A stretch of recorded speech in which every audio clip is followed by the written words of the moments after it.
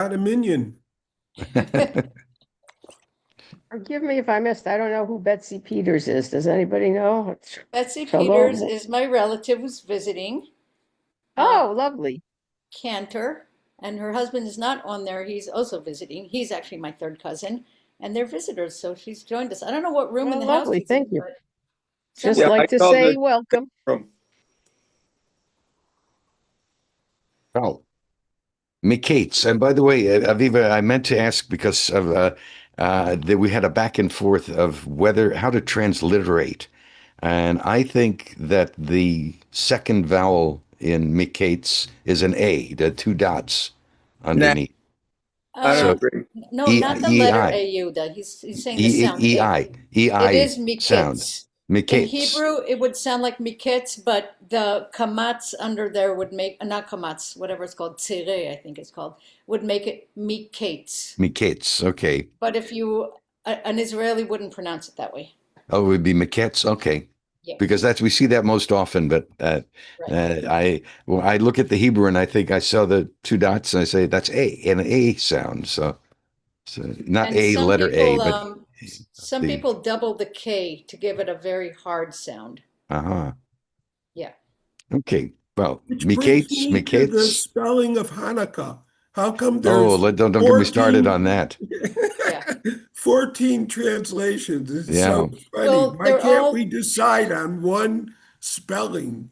there is no deciding because in any society and language that you come from, the weaknesses of that language mean that when you transliterate, you emphasize certain things. So, for example, doubling the K here, if you're speaking English and American English, the K could lean into sounding like a G. It wouldn't have that hard sound. So, every language that transliterates builds on where the weakness is and emphasizes it so that the transliteration allows you from your culture, from your language, to pronounce it the most correct way. So that's why there's no particular. Oh, very interesting.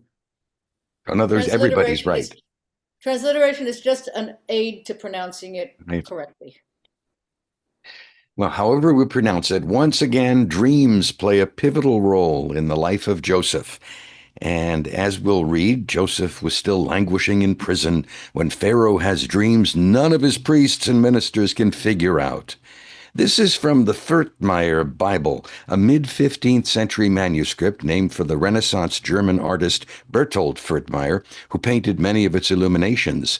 There's Mr. and Mrs. Pharaoh tucked away in the royal bedchamber. Notice that they sleep wearing their crowns. And while Pharaoh is dreaming of fat cows and skinny cows. Also, the Furtmeyer view of ancient Egypt is of a hilly, verdant land.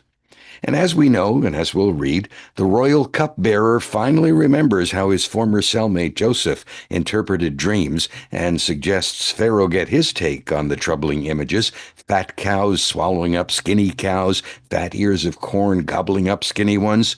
So Joseph gets his chance, depicted here by 16th century German engraver and artist Jörg Brü the Younger. His father, also an artist of note, was Jörg Brü the Elder, and they collaborated on some artworks, especially woodcut images for biblical books in these early days of printing.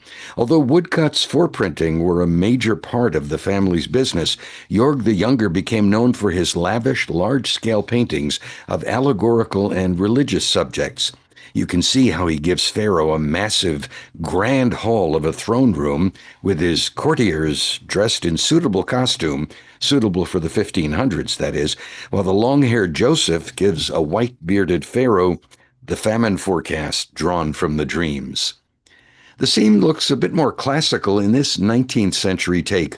Joseph interprets Pharaoh's dreams by German artist Peter von Cornelius, one of a series of frescoes depicting scenes from the story of Joseph, commissioned by a Prussian war hero, diplomat and art patron Jakob Salomon Bartholdy for his ambassador's residence in Rome. Born to a Berlin Jewish family, Bartholdi converted to Christianity, but retained an interest in his Jewish roots, as demonstrated by his choice of art and artists. The frescoes at his Rome, Casa Bertoldi, were done by von Cornelius and fellow artists of the Nazarenes, a group of 19th century German Romantic painters who aimed to revive spirituality in art. While he does include some elements of ancient Egypt, Cornelius still gives us a very European look to the crowned pharaoh, as well as the toga-wearing Joseph, and also notice the scribe sitting alongside the throne, taking it all in for posterity. By the mid-19th century, the Orientalism movement, fueled by archaeological discoveries of ancient Egypt, led to a more popular and maybe more authentic way to depict Bible scenes. Here's Joseph and Pharaoh by French Orientalist Jean-Adrien Gouinet, who studied the history and was influenced by the discoveries of Egyptian tombs that were widely publicized in Europe. Now we're getting the scenes reminiscent, or probably more likely influencing, Cecil B. DeMille's Hollywood version: massive columns and statuary, wall paintings, and much more desert-appropriate wardrobes. And true to Victorian knowledge of the people in the region, both Pharaoh and Joseph are appropriately dark-skinned. Joseph's wise plan for Egypt to survive the years of famine so impressed Pharaoh, he was rewarded with not only a pardon, yes, they did that back then too, and also the high position of carrying out the plan, making him second only to Pharaoh above all the people. Dutch-born, Belgian-trained Lorenz Alma Tadema, who became popular in his adopted home of Victorian England, filled Joseph, overseer of Pharaoh's granaries, with minute detail borrowed from those archaeological discoveries, an almost photographic scene from the furniture to the costumes, hieroglyphics, and wall art, and again there's that scribe recording the events. A contemporary of Alma Tadema's and also a transplant in England, French-born Jacques Tissot, known in England as James Tissot, became famous for his paintings of contemporary life and personalities. But in the last couple of decades of his life, Tissot turned to biblical themes for inspiration, creating numerous images of Torah stories influenced by his time visiting Egypt and its surroundings. And again, there's some now familiar imagery in his Joseph Dwelleth in Egypt, showing the people bowing down to the newly appointed Viscount. And as the story goes on, Joseph's brothers, the ones who sold him into slavery all those years ago, show up to get food for their families back in Canaan. And from whom do they have to ask for it? Well, we know the story, how the high and mighty Joseph recognizes them, but they don't know it's him, and he puts them to the test. This contemporary Joseph and his brothers is by American artist Rosemary Adcock, who paints lively, colorful scenes from the Jewish and Christian Bibles, influenced by her theological studies as well as artistic studies in the U.S. and Germany. She says she hopes to draw viewers into the beauty of a colorful composition to share an ancient faith in a fresh and vibrant way, displaying a part ancient, part future story wherein we all dwell somewhere between, with our lives connected to the entire narrative. Her Joseph has a bejeweled tunic, reminiscent, I think, of the many-colored coat of his youth, but also foretelling the priestly robes that will be introduced to a future generation. As for the brothers, is that Yehuda with a pained oy vey expression? And there's young Benjamin with a golden cup that will figure prominently in the story. So it's back to the beginning of the parashah for this piece by a favorite of ours, English-born Israeli artist and sculptor Darius Gilmot, who captures many details of each parashah with his whimsical, naive style. As the images from the dreams float by, Joseph, still bound by the ropes of his imprisonment, tells the ruler what the cows and the corn mean, each of them connected to the number 7. Or, wait a minute, could they actually be doing 6, 7, 6, 7? Only in this Torah study.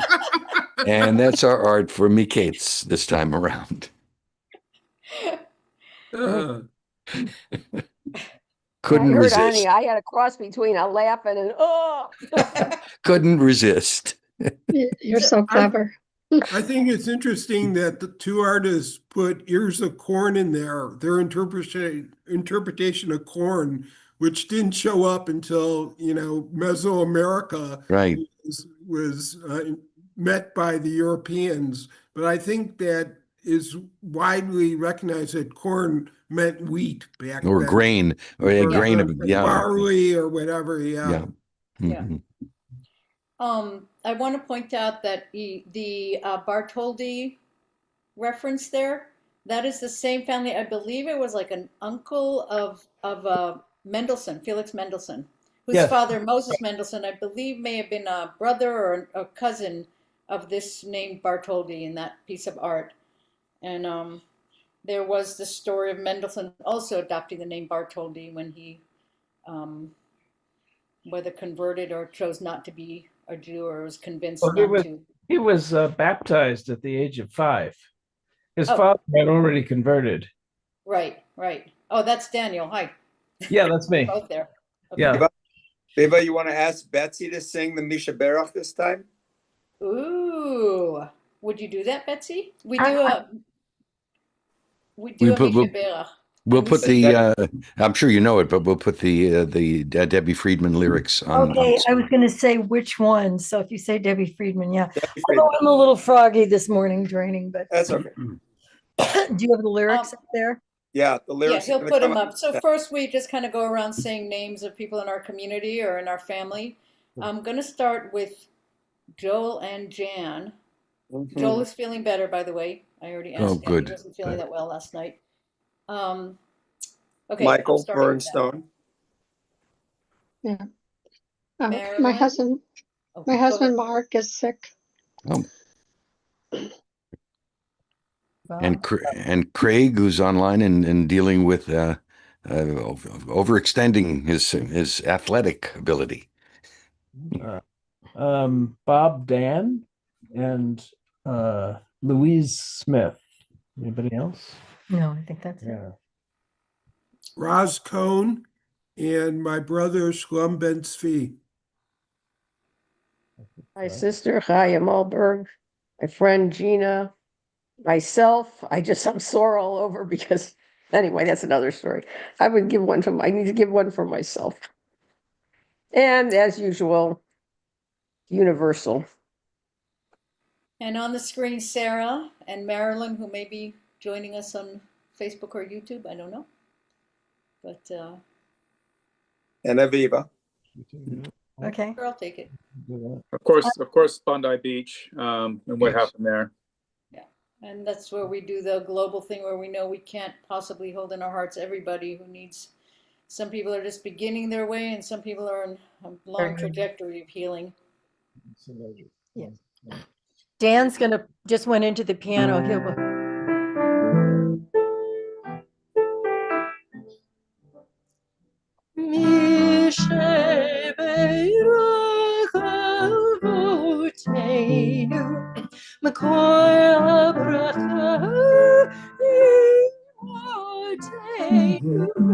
May the source of strength, who bless the ones before us, help us find the courage to make our lives a blessing, and let us say, Amen.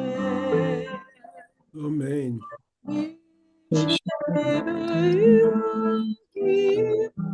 Semi-final number 2 at the Scottish who he will play. Bless those in need of healing with refuah shlema, the renewal of body, the renewal of spirit, and let us say, Amen. Thank you. Beautiful. You. Okay, let's Baruch all unmute atah and have this Adonai. cacophony. Eloheinu, Melech haolam. melech haolam, Melech haolam. Asher Asher kishanu, kitshanu b'mitzvotav b'mitzvotav v'tzivan b'tzivan, לעשות לעסok בדברי בדברי Torah. Torah. Heather, would you start us off? It's a pretty short reading, just lines 1 through 8. Sure. Okay. After 2 years' time, Pharaoh dreamed that he was standing by the Nile. When out of the Nile there came up 7 cows, handsome and sturdy, and they grazed in the reed grass. But presently 7 other cows came up from the Nile close behind them, ugly and gaunt, and stood beside the cows on the bank of the Nile. And the ugly, gaunt cows ate up the 7 handsome, sturdy cows, and Pharaoh awoke. He fell asleep and dreamed the second time. 7 ears of grain, solid and healthy, grew on a single stalk, but close behind them sprouted 7 ears, thin and scorched by the east wind. And the thin ears swallowed up the 7 solid and full ears. Then Pharaoh awoke. It was a dream. Next morning his spirit was agitated, and he sent for all the magicians of Egypt and all the wise men. And Pharaoh told them his dreams, but none could interpret them for Pharaoh. Okay. Where I want to dwell is that last sentence, and none could interpret them for Pharaoh. But I'm opening it up, and I'll land there in a minute. If anyone has something different.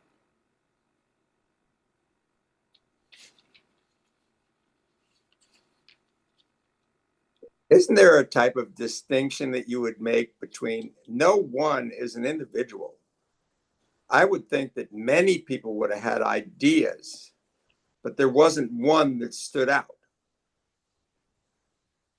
Okay, so thank you for saying that. In the Talmud, in Rabbah 89, which I'm just reading out of my commentary, it says, the rabbis explained that Pharaoh's magicians interpreted his dreams incorrectly or differently. According to the sorcerers, the healthy cows foretold the Pharaoh would sire 7 daughters. The starving cows signified that he would bury 7 daughters. So the question is, why is the story, I mean, our connection to the story is clearly through Joseph's interpretation. But dream interpretation is a tricky business. I say that Joseph learned something from his youth, where interpreting dreams without having a vision of what they could mean and what they could mean by interpreting them a certain way versus another was a conscious act on his part. But wait, we haven't gotten there yet. We didn't read that far. No, I'm not. I know, because we know the story. But what I'm saying is, the line says that there was no one who could interpret Pharaoh. What's the in my translation? It says Pharaoh related his dream to them, but no one could interpret them for Pharaoh. So it wasn't like Joseph was his first call to interpret the dreams. So the other guys knew that if they interpreted them wrong, they'd be in deep doo-doo. So they interpreted them, so at least they had 7 years to wait around, before anything happened to them if the dream was wrong. Excellent. Wow. Wow. Good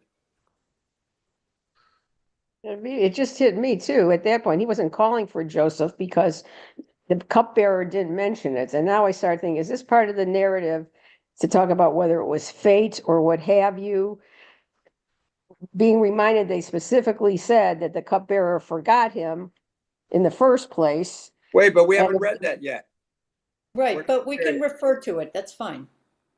It's the end of the last parashah. We did have the cupbearer forgetting about him, basically. Right. So putting that all as the continuum of it, it's like whether it was man-made or not, it's sort of, to me, seems to imply, especially maybe in earlier times, after the Torah is written down, the impact of a divine intervention in this in terms of the timing as to why Joseph was called. I think there's an implicit thing here that the Pharaoh heard all these things and didn't accept them. And that the Pharaoh in some way understood that what people were saying was not correct. Because it says really clearly, no one could interpret for him. So he didn't accept them. I believe that's right. That sounds right. Viva, I'm just a little curious, where did these references for what, I mean, this is just Midrash, or where are these references for the 7 daughters and all that? I mean, that's something all brand new. Did any of that have any, was it found in hieroglyphics or something? No. There it is. It is, we've got thousands of years of written down commentary. So this is a written commentary. When I want But to, still through, it's a Jewish written commentary. of course, yeah. It's Oh, yeah. Midrash Rabbah. Are Okay. you allowed to bring in contemporary psychological thought to this? Everything, Betsy. Okay, well, in Jungian thought, it's believed that dreams are a reflection of the subconscious.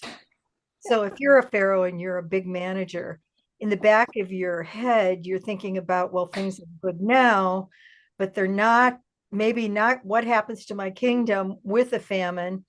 He has these dreams, which this is which comes first, the chicken or the egg. And so he has the dreams, and his subconscious is niggling about this. And these guys come forward and they give him this stuff, but it's not what he feels in his interior. Something is bothering him. And here comes Joseph, who touches on his subconscious worry that is reflected in his dreams. And the guy gets me. He understands what I'm going through. It's not only a reality, but it's an emotional truth. So what I wanted to bring up is exactly building on that, is that Joseph has had an opportunity to understand the long game. He's had unfortunate opportunities to understand immediate anger of his brothers. He's matured. What he is offering Pharaoh, what he will be offering him in a few sentences, Pharaoh recognizes is this can keep me in a position of power, because there's an action I can take that in the eyes of all the population, I will be that person who looked after them. Mm-hmm. And that's what Joseph is offering. He's not just interpreting a dream, he is giving it together with an actionable solution. Being that we can't know what's going to actually happen in the future, this is something that Pharaoh recognizes. He is giving me an opportunity to be the best Pharaoh I can be. That's nice flip. I like that. Yeah. Aviva, can I ask you a question of the Hebrew, because I was the altar translation. This translation is the one that we're using on that this week is from Sepharia. So it's the I think I'm trying to remember. JPS translation. Yeah. But in the altar translation, instead of agitated, he says something. His heart was pounding. And so actually, Vatipa Emrucho, his spirit was throbbing. Mm-hmm. Well, and in my translation, his spirit was troubled, but it would be like so Rucho, that's his spirit. He was very much in a state of unrest. He could not find rest because his spirit was disturbed. That's my interpretation. It says one of those, the translation, agitated says something, but I thought that's very powerful, the idea of throbbing. Yeah. Well, it's the same word where if you were talking about your heart beating out of control, you would use the same term. And I think heartbeat is called pe'amei live. Yeah, so it's from the same root as like if your heart was beating out of control. But the word ruach, though, is a very important word in there, because spirit is a completely different thing. Yeah. Agitation, I think, fits very well. It's something you can't ignore. It's changing your physiological being. Well, the state of your spirit is changing your physiological being. Also, I'm an insomniac, and often I go between not being able to sleep, then having a bad dream that wakes me up, and I have to like calm down before I can go back to sleep. And it's a pattern with me as an insomniac, so I sort of identify with this passage. Huh.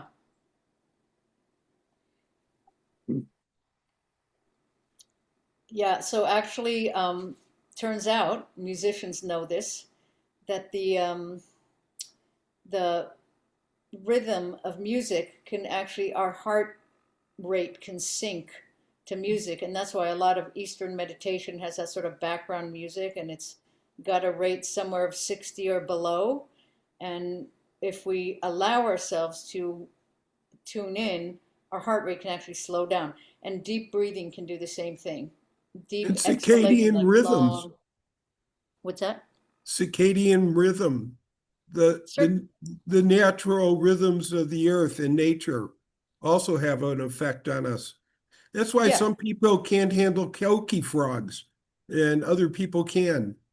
It just depends where what kind of rhythm you got. So 60 beat music can actually, if an entire group of people listens to a beautiful piece of music and they all feel in the same way like they've exhaled deeply, it's probably because their heart rate has slowed down. That's part of the enjoyment. When I taught reading at school, I always put 60 beat music on in the background while people read quietly. As a cantor, in the 40 years that I did it, one of the things that I started changing and would do now is more sort of chanting, singing at the beginning of a service, kind of, and that would have been something I would never have done 40 years ago, this awareness of mind, body, and how it can set up Shabbat Ruach and how intertwined they are. And poor Pharaoh who couldn't sleep, probably. Tamar told me during Thanksgiving, she used to be a regular member of this group, and she told me she belongs to a group that was her mom's synagogue in California.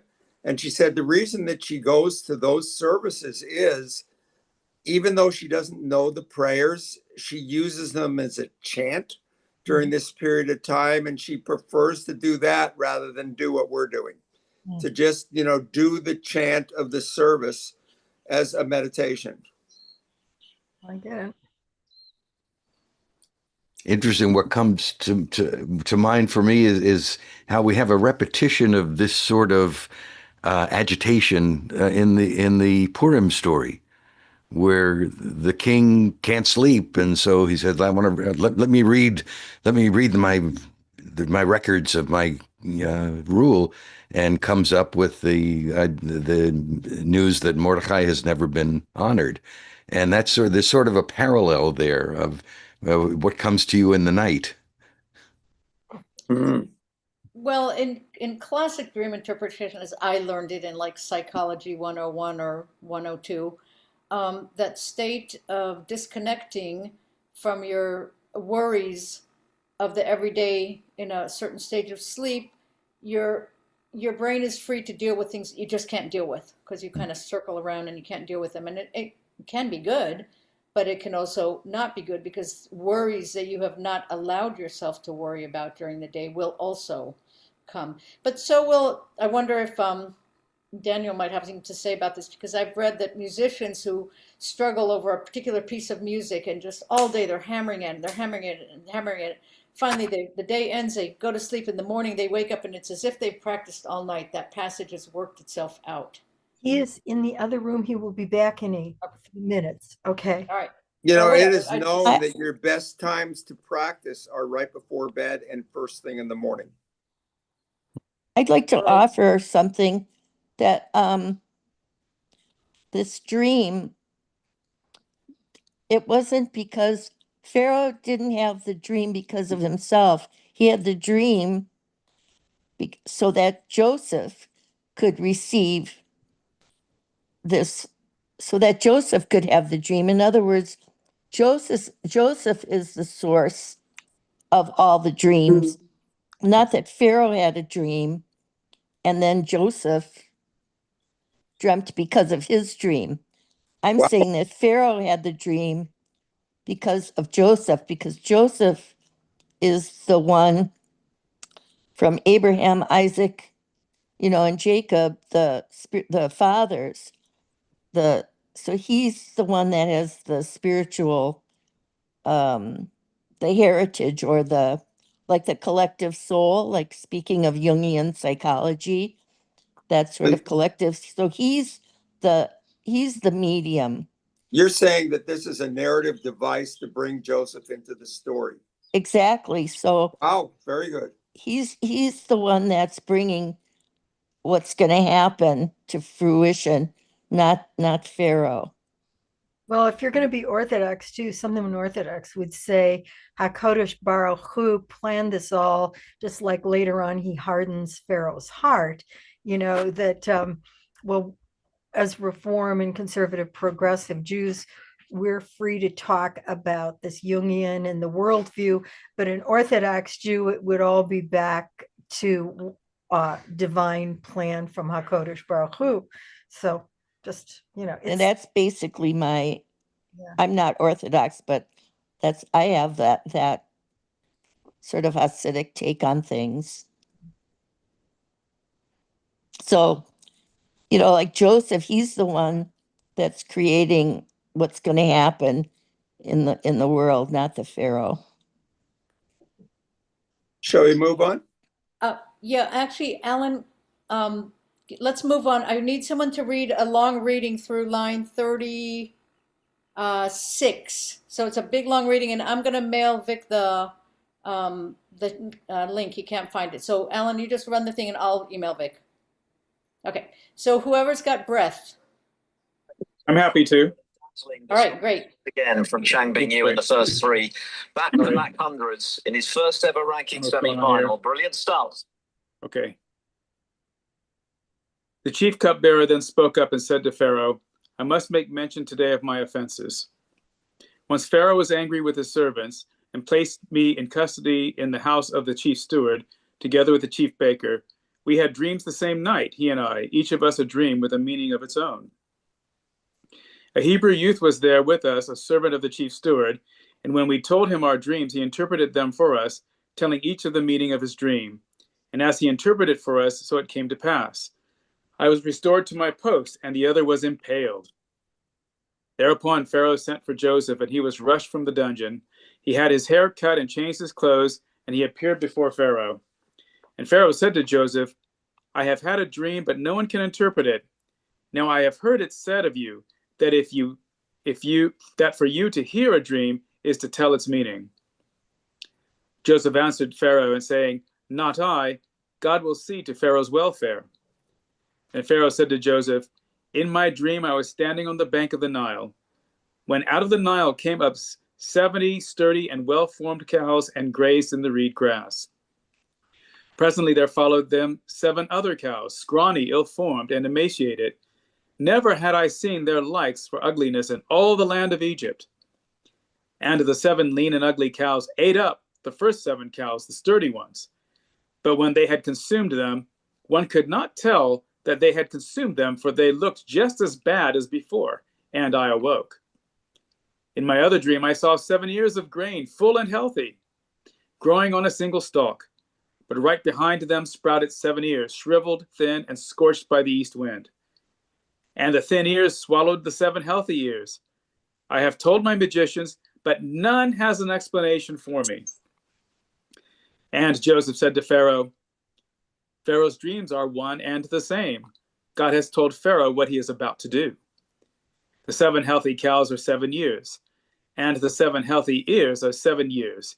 It is the same dream. The 7 lean and ugly cows that followed are 7 years, as are also the 7 empty ears scorched by the east wind. They are 7 years of famine.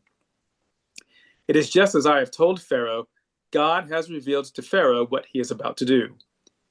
Immediately ahead are 7 years of great abundance in all the land of Egypt.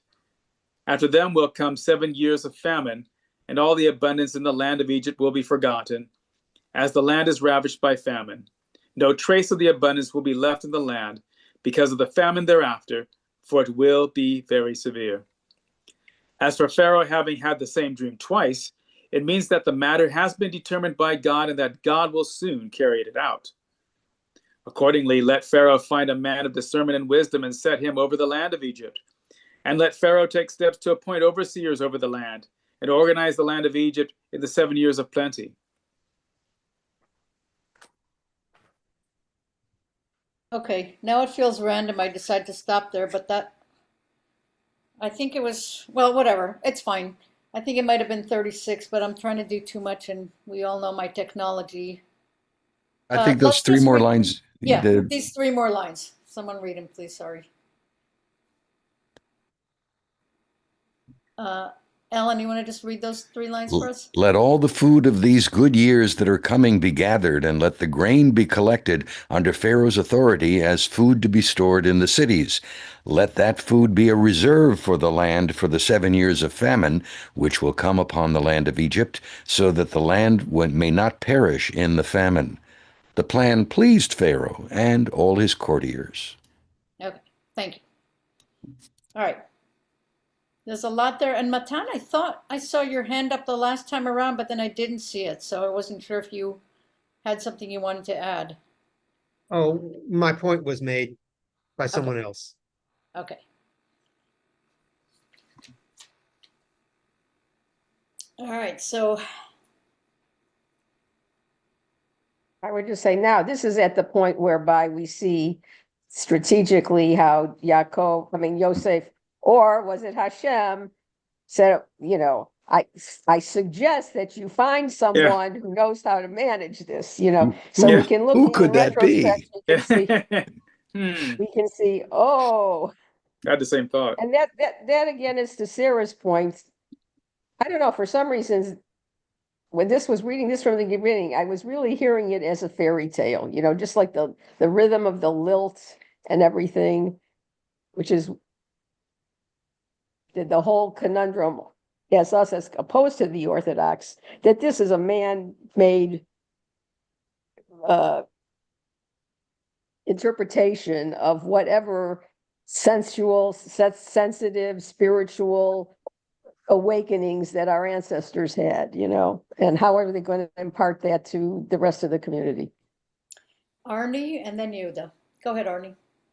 Well, I was just thinking, from the scientific point of view, it would have been possible if maize was around back then to have 7 years on a stalk, maybe, but wheat and barley and all those types of monocotyledons only have, one head, just like any grass, one head of seeds. So, the idea of a multitude is, just zings out at me when you see that there's going to be this many heads of barley on a single stalk. If you're looking from that primitive point of view, it just says abundance. I mean, what else could it say? I will address that in a minute, but I want to hear you the first. I just had a flight of fantasy here that I'm thinking about the people who wrote this, and I'm thinking, there's this, we sing these prayers, let your children know, da, da, da, da, da. I thought, boy, what a story to tell your children about the magic cows that eat the other cows. This is great storytelling. And that if there's any reason that you might want to write this kind of thing and get the children to read the Torah, here it is, encapsulated. This is as good a story as you can imagine from a child's point of view. But also scientifically, how we've gotten to the to crops being what we can grow and how we can grow a lot more and feed a lot more people, it was just the powers of observation. You saw one plant that produced an unusually large amount and you said, these seeds I will save. And basically it's that observation that has led to agriculture being what it is today. It's an observation. So that's one thing.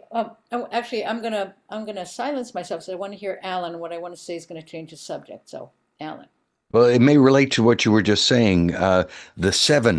The figure of 7 popped up, and where are we going to hear that next? We heard 7 days of creation, but later we're going to hear about the 7 years for the Shemitah and letting the land lie fallow after 7 years. And so there's kind of an indication there that you can just have plenty for so long before the land needs something, needs a break. And if you don't give it that, what do you have? Famine. Yeah. So, and also this idea that when you have plenty, you can celebrate and become gluttonous, but it's the long vision that is what Joseph is offering here. And he's offering basically a lesson in economics, but what he's offering is a lesson in how to keep your power. Because if you do good for your people, which interestingly, this feeds into something that I read about a little while ago, which is going to come up later with the plagues, but there's this differentiation. Up until now, our forefathers, because that's what we have to call them, Abraham, Yitzchak, and Yaakov, there was a faith element that belonged to them that they're associated with. But here there is a human understanding of the relationship between humans and deities. Because Pharaoh, maybe not this one, but maybe the next one, the one who didn't remember, saw himself as a deity. And there's an interesting article that I read about the plagues being not so much things that would actually kill a population, because, you know, darkness doesn't necessarily kill. It's more about showing that Pharaoh the limits of his deityness, because as a sun or moon god, he would have been revered. But once that's taken away, what are people revering? So the beginning of the relationship where the Israelites are differentiating themselves, beginning to differentiate, but also understanding their place in the society in which they have no control. And that's where Joseph is doing a masterful job. And history has actually showed us throughout the history of European Jewry, when things were good and Jews were contributing to the economy of the rulers, not the general economy, they were revered. And once other things happened and that wasn't a clear line, a clear visible line, you know, anti-Semitism was always there to fill in the gap. So this is, to me, a very interesting lesson in economics and in how to survive in a country not your own. Ruth Ellen. Oh, and then after that, Vic. Sorry, Vic. Okay, Ruth Ellen. Oh, sorry. Vic can go first if he wants, because it applies to ahead, something Vic. further back. Go ahead, Vic. No, yeah, I'm just noting that we got the same thing here in Hawaii. We have what are they? I forget what they're called, but one of them you get a lot of rain, and then the next one, then they're 6 year cycles, 6 7 year cycles, and El so Nino and El La Nino. Nina and La Nina El Nino, yeah, right, and La Nina is the other and one. All the that's the different same, cultures trying in the early days before science and weather balloons, you know, trying to make their take on natural phenomenon, you know. I want to come back to something that, are we done? I'm sorry. That hits me every once in a while, and I just started thinking of it in a much more longer arc, which is how anytime one of our forefathers in these stories references it was God. All along we've heard they worshiped other gods. I'm starting to think about the Middle Ages, whatever, you know, when religion and how to understand and pray to your selected deity became more codified. Back then, it was no surprise, like Pharaoh didn't say, what do you mean you're God? I'm starting to see that even back then, there was more of a tolerance because they all had the spiritual understanding, maybe because they had less scientific understanding. And they could agree that other people may worship different gods, but they still recognized that those gods maybe had merit and had enough humility, in this case, this Pharaoh, to say, well, maybe, you know, his great, and we've had other cases where it says clearly God is with them or clearly their God is with them. So even if they didn't, quote unquote, agree with it or it wasn't their tradition, even if they were in leadership roles in other groups, they could respect and understand that it could apply to them too. And the farther we get away from that, the more trouble between groups there is, you know. Within their culture, though, there were numerous gods, so the Pharaoh already understood that. Right. But also maybe to the degree that it's partly even the story that a Pharaoh that forgot Joseph, like she said. And even when you read history, when there are monarchies, some are benevolent and some aren't, you know, so there's variation within that. But I'm just starting to see sort of like a progression away from this a commonality, which is kind of ironic because the whole idea is to bring in the idea of one supreme universal source of all creation, you know. But That's what always happens. I mean, in different kinds of groups of people, the God that gives you rain is the God you're gonna follow. And Yeah.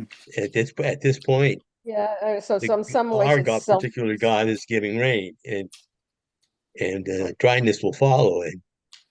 they Yeah, could pick and probably choose. humility, but also somewhat pragmatism. I mean, whatever works best, we'll go with, you know.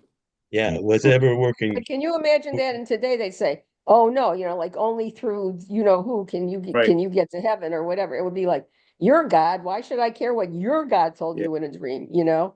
You seem to be But more This ideological is lately. also about, I you mean, know, part of these what I'm particular. saying is only in retrospect that you could kind of look at that. But in terms of you know human advancement and development, and even how we relate to each other now, and how much uh, peace there is, there human decisions and human actions ultimately do have important impact on the future trajectory of life, even if we don't know it at the time.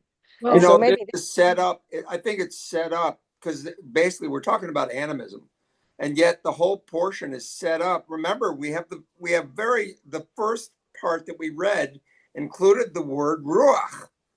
You know, and ruach has this other meaning within our traditions, which is not an animist understanding. It's very different. Alan? Okay.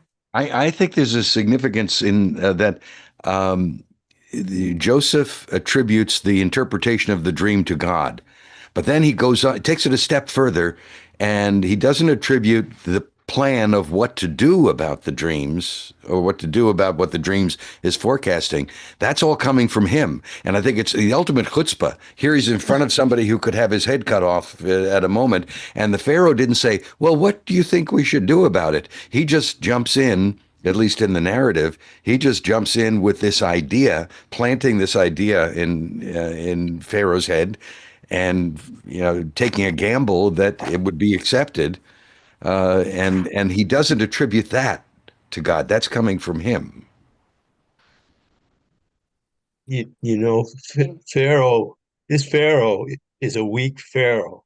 Okay, one before him was a strong Pharaoh, and was able to do things. But this weak Pharaoh doesn't really know what to do. You know, and finding somebody who seems to be a smart guy and handing the thing to him is pretty. You're gonna do it, and it leads to other things too, like it leads to the consolidation of the priesthood. Priesthood had special privileges, and they got grain first, and you know they got grain out of um the storage. So all kinds of things, political kinds of things ha get happening. Yoda? I want to throw a completely different thing at this. Let's just build on what Vic said, assume that he actually was a weak Pharaoh. It is tremendously valuable for him in terms, since Pharaoh ultimately ends up, because he's the God figure, he basically has to be accountable to the people if everything messes up in greater society. This is such an easy out. He assigns the accountability to somebody else, and if something messes up, Joseph gets blamed. This is so easy. We see this in education. My God. It's not like we're seeing administration taking things on. And in education, we see instead they hire outside consultants, and the outside consultant said, we will solve your problems. And if it doesn't work out, administration has no blame assigned at all because we hired these guys to do it. This is exactly the same thing. It repeats through history over and over again. get rid of your own personal accountability by getting other people to do the work. And if they fail, it's not on you. But this So is actually you got to do something, in, you know, just to bring it back, because you want, when something good happens, you want that attributed to you Well, then as you well. take credit for hiring the good guy who solved the problems. You know, I mean, yeah, exactly. this And Joseph is foolproof playing that plan. hard.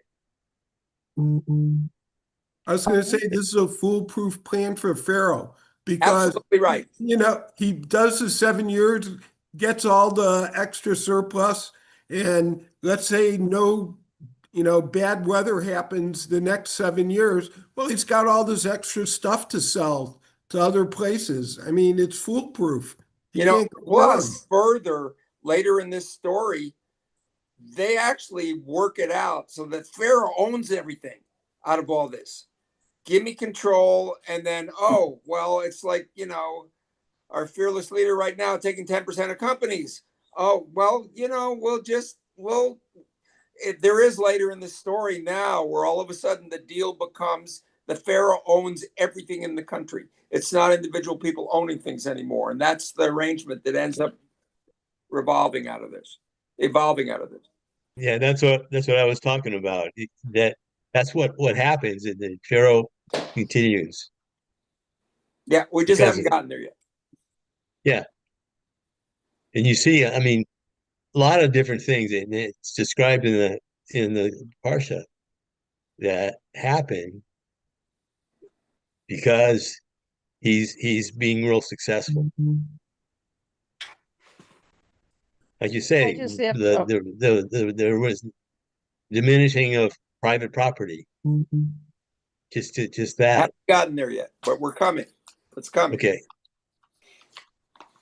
I do it myself, especially because we're looking in retrospect, but I'm giggling here because when we've had these conversations over and over again, I kind of laugh because it's my male compatriots here who I feel all of a sudden start framing this like a game of chess or Risk, and that everything is a plan, which maybe that's part of it underneath, but you know, also remember, so if they were more primitive in their thinking, and also if it's really about famine, you know, and they believed in the power of whoever deity they have, even a pharaoh. I mean, he could starve to death. You know, it's also for his own, not just that he'd have somebody else to blame if it went awry, but if it's, oh, this makes sense to me, and if I don't do it, you know, I'm not going to be saved either because the oligarchs don't starve. Well, what if there's actually nothing and it's going to be a great famine? You know, if you want to go to its very extreme. So what is there left to protect then if the whole anyway, it's just yeah, I mean it's kind of fun. I start thinking about all these people now that are doing what they call writing fan fiction, you know, where they take a beloved source or character and create their own stories out of it. And anyway. Shall we keep reading, Bieber? Sure. This time we're actually going to finish 41, so it's all the way to line 57. I know we're doing a lot of jumping, so someone with good breath. I could do it. Sure. And Pharaoh said to his courtiers, could we find another like him, a man in whom the Spirit of God? So Pharaoh said to Joseph, since God has made all this known to you, there is none so discerning and as wise as you. You shall be in charge of my court, and by your command shall all my people be directed. Only with respect to the throne shall I be superior to you. Pharaoh further said to Joseph, see, I put you in charge of all the land of Egypt. And removing his signet ring from his hand, Pharaoh put it on Joseph's hand and had him dressed in robes of fine linen and put a gold chain around his neck. He had him ride in the chariot of his second in command, and they cried before him, Abrek. Thus he placed him all over the land of Egypt. Pharaoh said to Joseph, I am Pharaoh, yet without you no one shall lift up a hand or a foot in all land of Egypt. Pharaoh then gave Joseph the name Zaphaneth Paneah, and gave him for a wife Asenath, daughter of Potipharah, priest of On. Joseph emerged in charge of the land of Egypt. Joseph was 30 years old when he entered the service of the Pharaoh king of Egypt. Leaving Pharaoh's presence, Joseph traveled through all the land of Egypt. During the 7 years of plenty, the land produced in abundance, and he gathered all the grain of the 7 years that the land was enjoying and stored the grain in cities. He put in each city the grain of the fields around it. So Joseph collected produce in very large quantity, like the sands of the sea, until he created to measure it, for all could not be measured. Before the years of famine came, Joseph became the father of 2 sons, whom Asenath, daughter of Potipharah, priest of On, bore to him. Joseph named the firstborn Manasseh, meaning God has made me forget completely my hardship in my parental home. And he named Ephraim, meaning God has made me fertile in the land of my affliction. The 7 years of abundance that the land of Egypt enjoyed came to an end, and the 7 years of famine set in, just as Joseph had foretold. There was famine in all the lands, but throughout the land of Egypt there was bread. And when all the land of Egypt felt the hunger, the people cried out to Pharaoh for bread. And Pharaoh said to all the Egyptians, "Go to Joseph, whatever he tells you, you shall do." Although when the famine became severe in the land of Egypt, Joseph laid open that was within and rationed our grain to the Egyptians. The famine, however, was spread over the whole world. So all the world came to Joseph in Egypt to procure rations, for the famine had become severe throughout the world. Okay, When Jacob saw, I have a question. ask. It says Potipharah. So does that mean earlier on he was falsely accused? So essentially Pharaoh, I never read this before. I don't know if it's right or not. Essentially, he's given the daughter of the woman who accused him of inappropriate behavior. I never noticed that one. Do you guys remember Potiphar earlier in the story? Yeah. That's interesting speculation. Yeah. So it's Potiphar's wife. I'm gonna look it up. Potiphar's wife, right?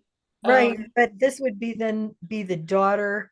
The daughter, right? The woman who accused him was the wife. Yeah. I don't know. We don't know that for sure because he probably had concubines and otherwise. It's not clear. Yeah, who her mother was. It's good speculation, though. I mean, it's very intriguing. We had posited before that the name Potiphar might actually reference higher administrator instead of an actual person. That's the point. I don't know. So I'm just going to read out of the Hertz. It says, Potipharah to be distinguished from Potiphar, the former master of Joseph. So not necessarily of that same line, but a very important person. Exactly. Someone else had that question. When you do these Torah studies, you think, oh, I've looked at something interesting, and then you look it up and realize, yeah, everybody asked that question. But I do want to say that Betsy names said are that it's hyphenated, like Potiphar, like, and then you think of Pharaoh. Is it something related to the Pharaoh? You know, when you look at it etymologically. It's on. But as we were talking about last week's when we had that episode of the attempted seduction, the Islamic version has Joseph marrying Potiphar's wife, or the woman who in our version sent him to prison. Interesting. I didn't know that. Shonda. By the way, we're seeing the example right now of exactly what I said before. What happens when something happens and everybody comes and complains to the Pharaoh? What does he do? Oh, he's in charge.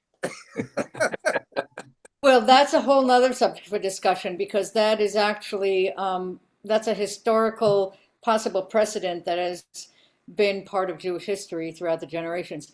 I do want to point out a few similarities. Number one, we got the whole thing with the clothing going on as being another distinguishing factor.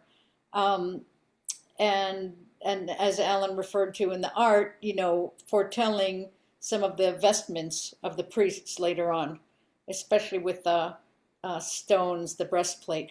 But also there's another, in the Hebrew it stands out, not so much in the English, but when Joseph is brought out of jail, he's brought out of the hole, out of the pit. Right. Right. Right. And we've seen him in a pit once before. And then there's another reference which Pharaoh calls him, where can we find a discerning and wise person? Now that's one translation. There are lots of ways to translate navon v'chacham, but one of them is definitely the concept of wise and wisdom very much typifies what we think of Joseph. He has learned from his past and he carries it into the present situation, along with exemplifying some of the concept that we already are allowing to be the building blocks of what the Israelites will be one day. And this concept of looking out for his brothers, which will happen later on, is a part of what he brings with him from the depths of the holes that he was in. And I think that's very significant, and that's in the development later of Joseph. Okay, Yilda, go ahead. So I noticed a scaling up here. When Joseph was in Potiphar's house, basically his master said, "You have everything here but my wife."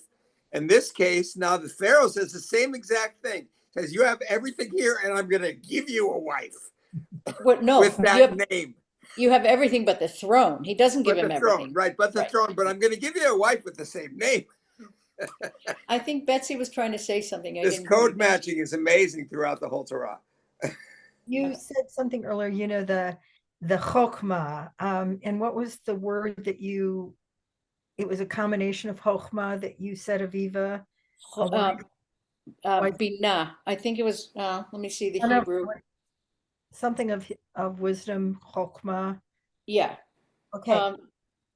So once again, people were talking earlier about the long game,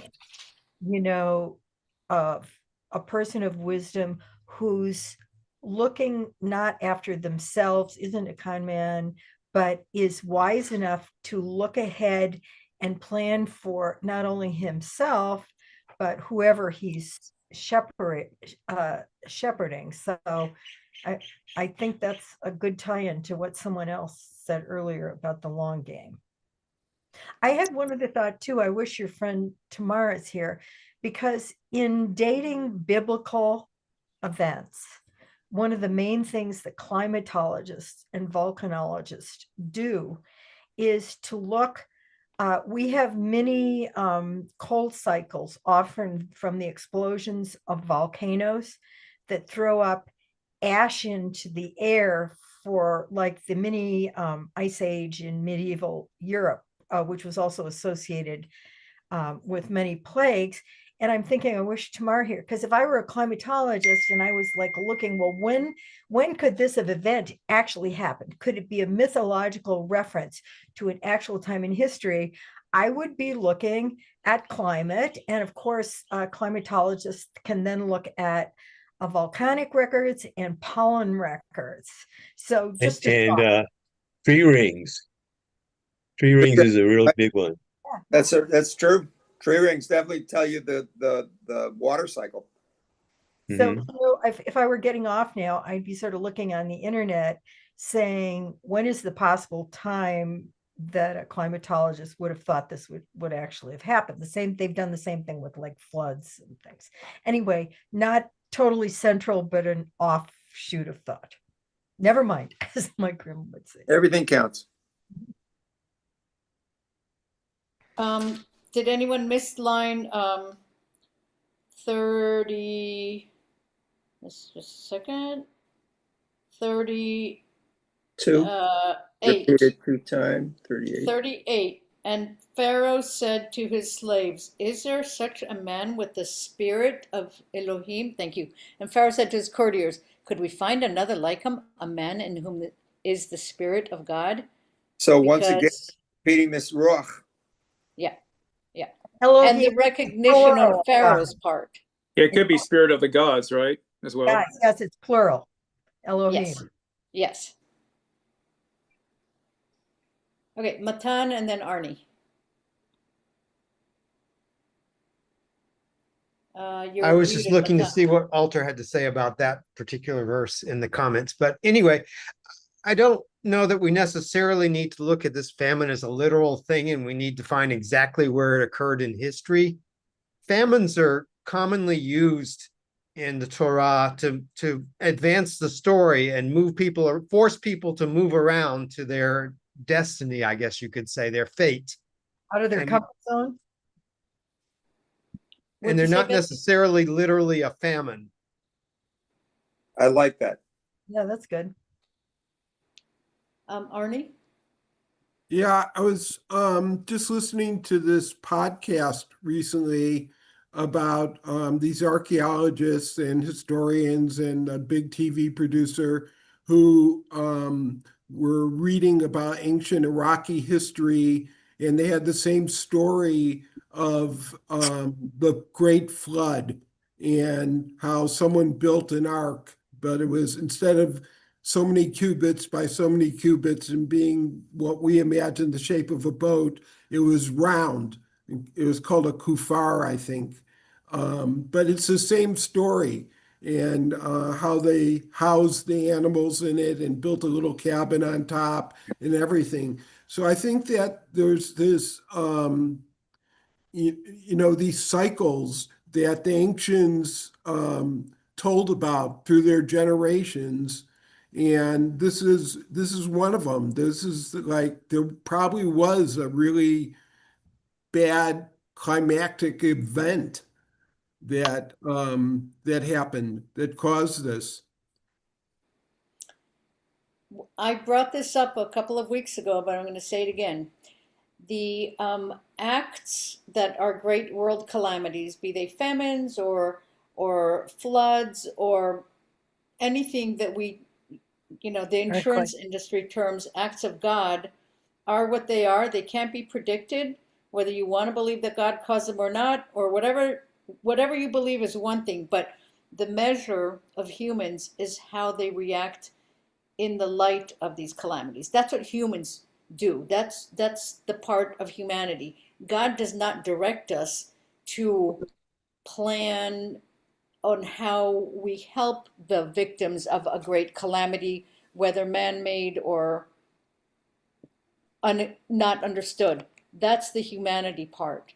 What caused it is less of since we have no knowledge or control. Now, we know that we have enough knowledge to know there's some things we can prevent, like cities that build without planning for good drainage can pretty much predict they're going to have floods.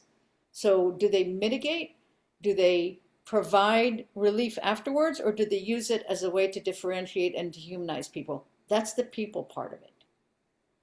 And that's why this year I'm looking at what Joseph's role is. He is allowing Pharaoh to be a good Pharaoh. He's saying, plan ahead. And that's what Pharaoh recognizes. So all these others who've interpreted, he's like, what does that interpretation do for me? How does it make me great? But this one is like, I see where my role is in here. To build on what you just said, I mean, there's this whole model here for the whole thing of saving for the future time when you might need. And it's, the Torah teaches us lessons over and over again. This is one of the big lessons here, this thing of saving for the future. Also, it is not this kind of preparing for the long game is not an individual process. It is a communal process.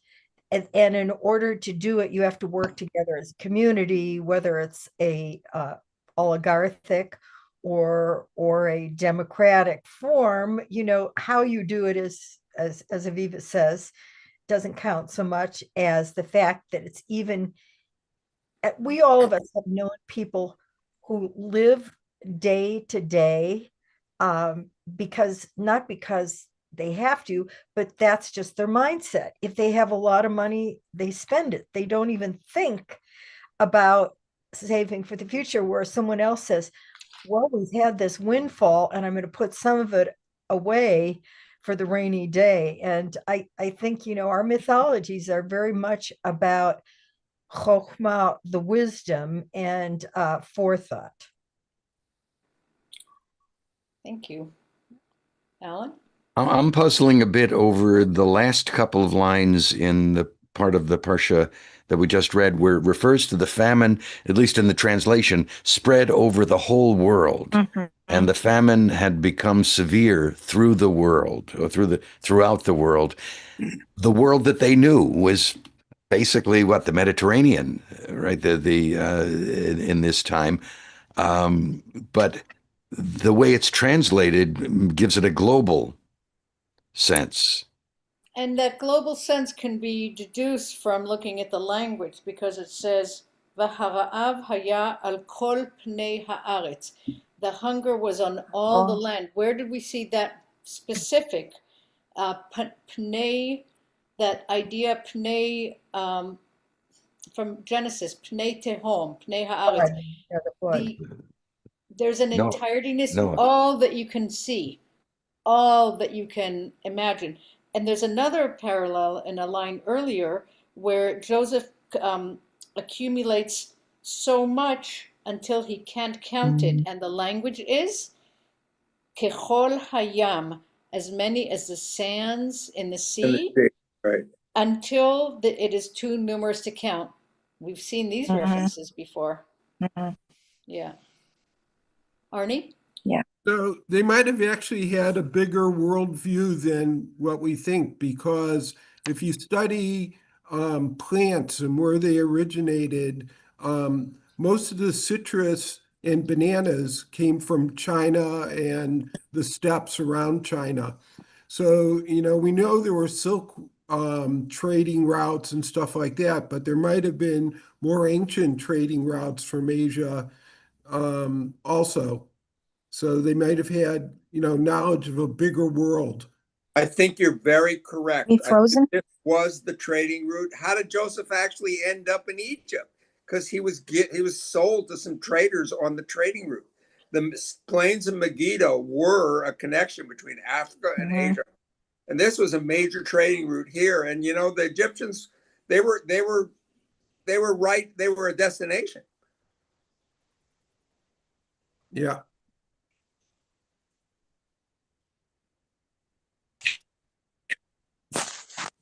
Oh, Viva left. All of a sudden I got interested about the source or the meaning of Joseph's given name by the Pharaoh. And commentary in Safari, almost all of it's in Hebrew except one, and the one that's in English said that is not known as an Egyptian name. There might be some transliteration of a Hebrew. So I was wondering if you found anything more about that, because something you said struck me about, I saw a little more meaning in detailing the change in his clothes and all this. And the next important thing is that he named his son Manasseh, and how he described what that was, that he had his gifts outside of his heritage of where he came from. And it's kind of like symbolically making this distinction between who he is spiritually, and internally, and the face he had to put on the world to do what he had to do, or to fulfill his destiny, however you want to look at it.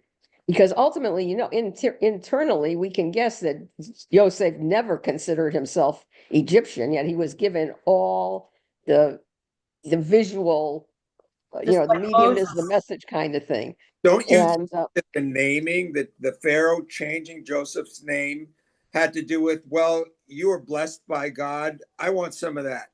So, but the way I get some of that is by changing your name so that you're part of us too? No, but the name itself, Zafenat Pania. I'm wondering if anybody had an idea what that came from. And according, like what I just told you, and they said it doesn't correspond to anything in the Egyptian, so it might be some symbolic It says thing. here, Egyptian for God speaks, he lives, or creator of life. The Targum renders, he to whom hidden matters are revealed. Joseph is no longer the Hebrew lad of Genesis 41:12. His new name signifies his acceptance into official society, which is, Pharaoh needs Joseph to be on his team. And part of him getting him on his team is to give him an Egyptian name. Right. But also the whole idea of being renamed anything. And remember all the forefathers that just, were renamed by Hashem. And here's the first time we have a renaming kind of like in reverse. It's like he's going into hiding as a child of Abraham, Isaac, and Jacob, It's an interesting, and then when you think knowing in retrospect the way the whole story goes, it's like a necessary part of the plan for us to survive on the other end, Yeah, thanks for that, Yehuda. That's what I was looking for that I couldn't find anything about. I think Alan was saying something. Well, just I pulled up the note in the Alter translation about Zafinat Paneach. The change to an Egyptian name is of a piece with the assumption of Egyptian dress and the insignia of high office. The name may mean God speaks, he lives. And he attributes that to Moshe Weinfeld, who is following the lead of Egyptologists for that translation. So in the Hertz, there's an interesting, I'm juggling too many books here, but in the Hertz, does anyone remember from the Haggadah, the word safun, that part of the Haggadah? It's refers, huh? Isn't it famine? No, safun is from the afikuman, the thing that you hide. Oh, that's safun, right. Right.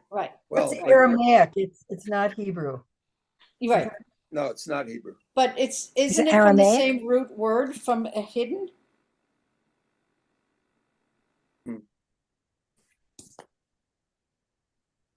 I don't know. That's the reference I was trying to pursue right now, but I'm juggling too many books and it's distracting me. So I'd rather listen than try to find that. But yeah, the new names are significant. And actually, we do have to stop and talk about his sons' names because they are significant too.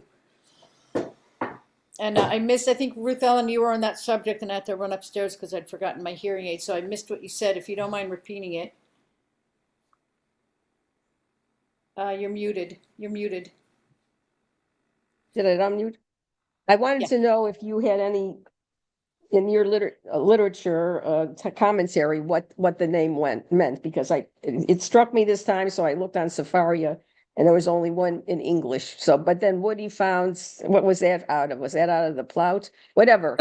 Yes. They answered questions for me, because I said it is significant. The same one. And I don't know if you missed this part of it too. Part of it was you're talking about noting the change in dress and all that meant that went with it. And the part of the name changing is part of that because it's the impression he now has to give to the world. And I was noting that thinking about Joseph in his inner life, this year around on Joseph, I just came to so many new revelations. He was really the first prophet. And even when Alan says, you notice then Joseph says, and it's Joseph talking, not saying that God said you should find somebody to do this. Now, even if it's coming from Yosef's mind, the more you read this, you realize because he was so internally connected with communicating with Hashem, he would eventually say, none of this was me. It was all, he was divinely guided and everything he said. If it's not explicitly put down to the outside, even internally, what he decides to do is driven almost 100%, not by his own whims or wants, but by what he feels Hashem is telling him to do. And we have to try to parse that out, which is what we're doing, and then interpret what's left unsaid.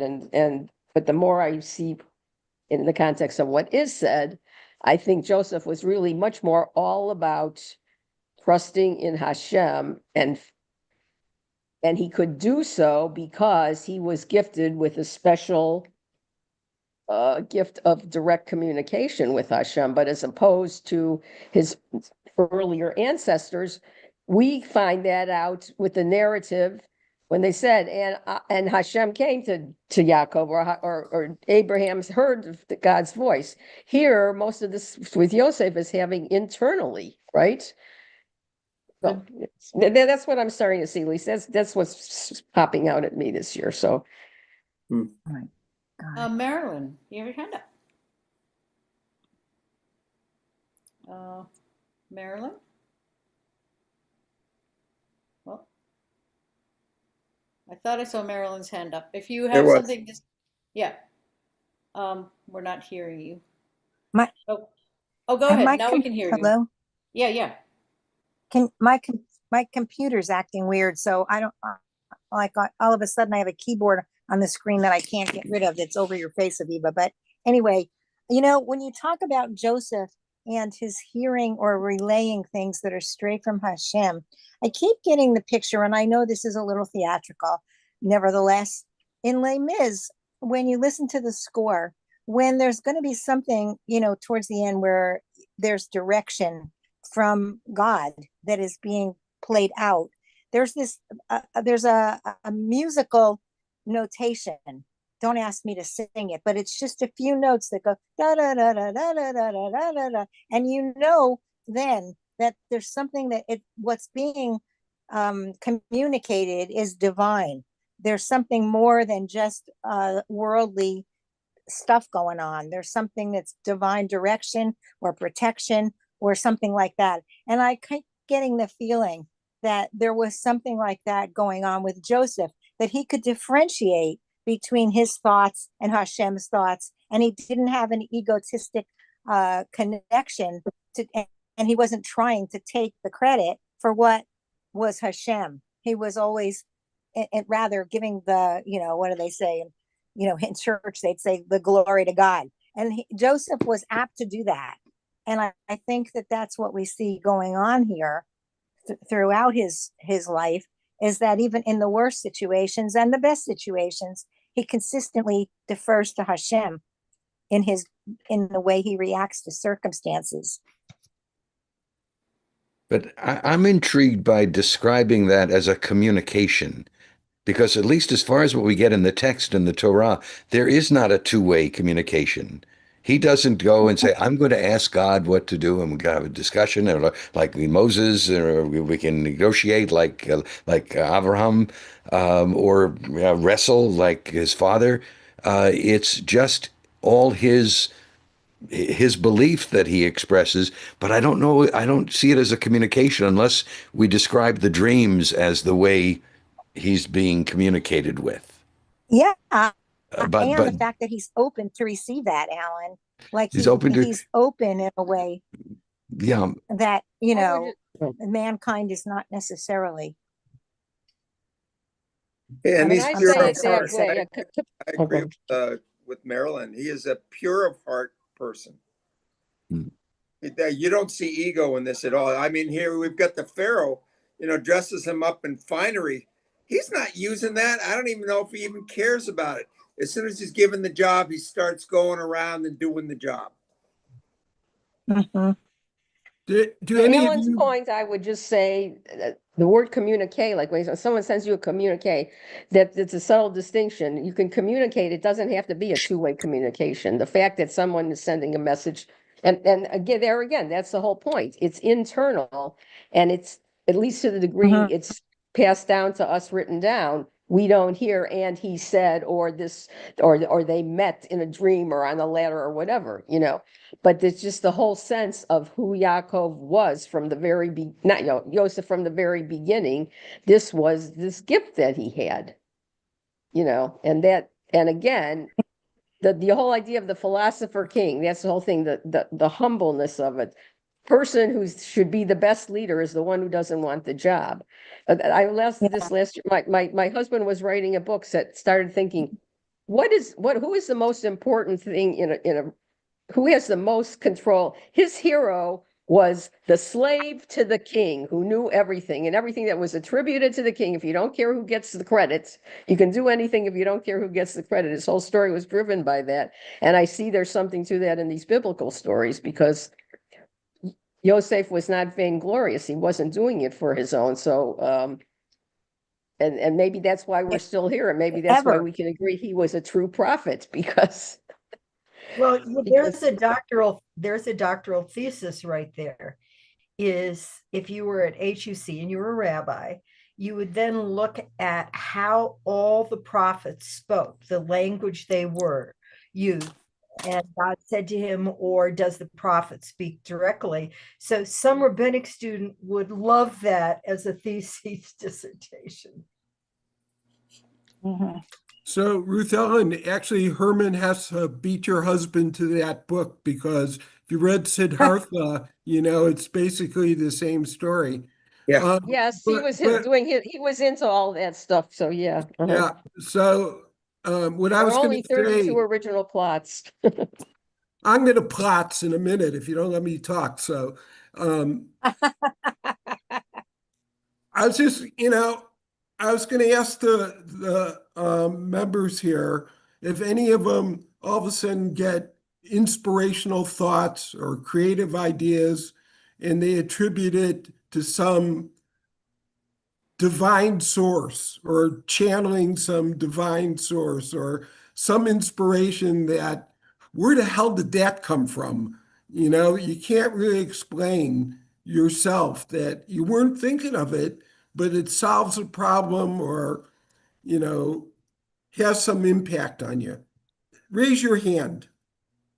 My hands up. But where I see it, I go back and I read the lyrics, songs I wrote years ago, and I say, where did those images and those lyrics of songs come from? I have no idea. Absolutely do not know. That's what I'm talking about. Songs, I don't know where they came from. They came through you. They come through you, but it's beyond.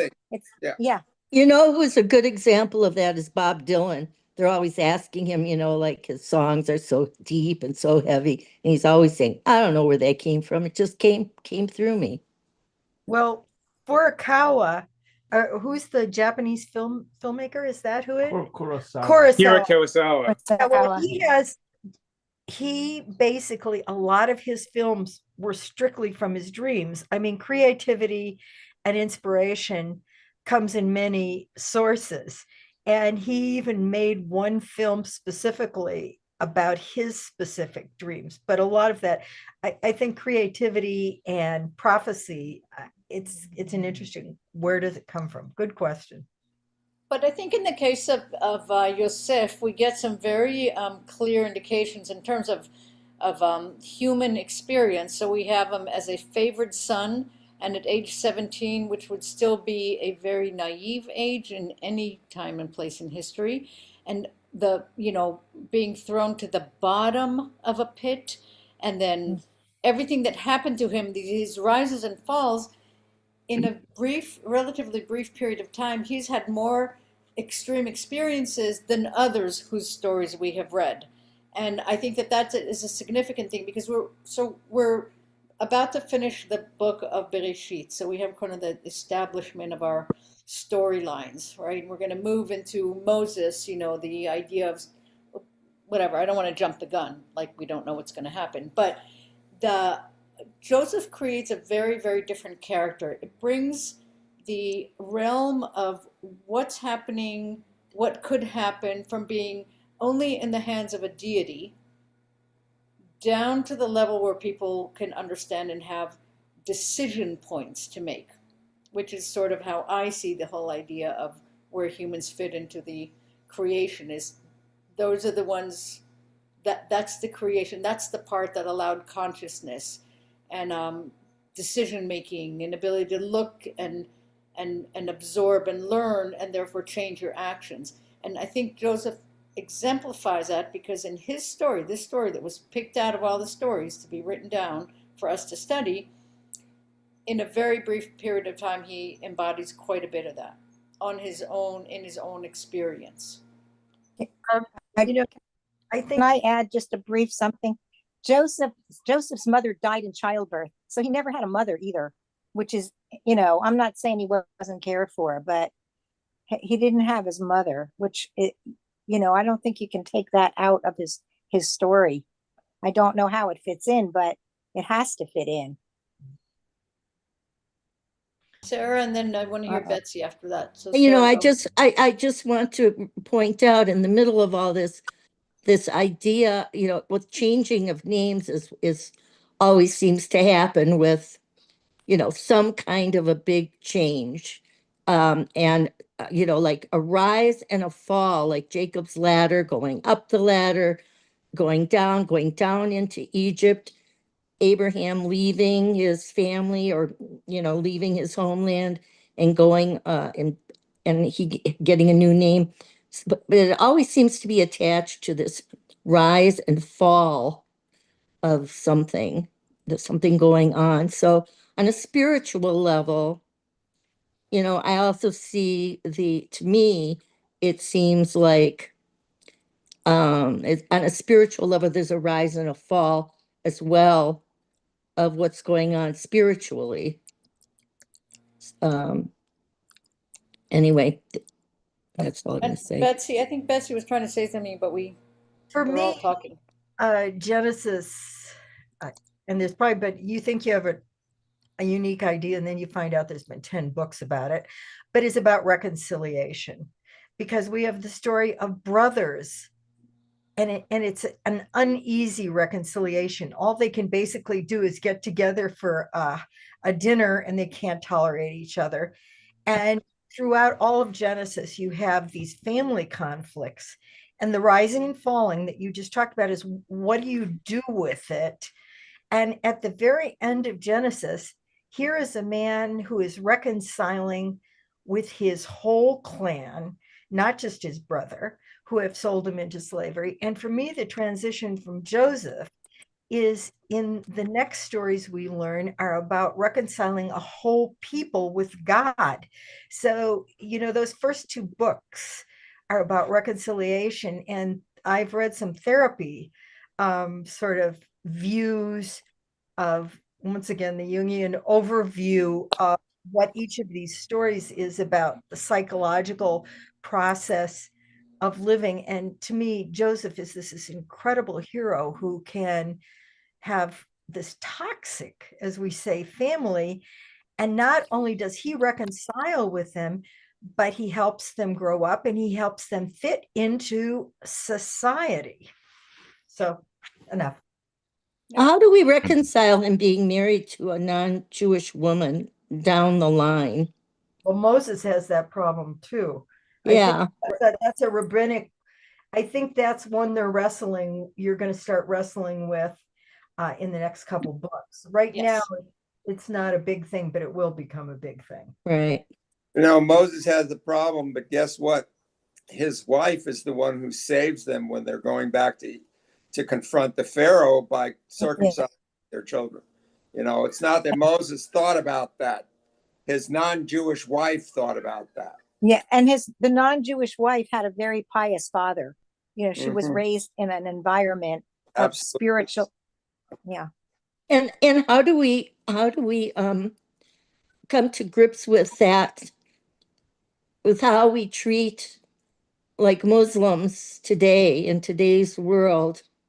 Are we quick to hate them, or think that they're against us? Or, like this guy from New York, I don't know anything about him. I don't know if he's good or bad or what, but Mom Donnie. It seems like a lot of people, just because it seems like a lot of people have already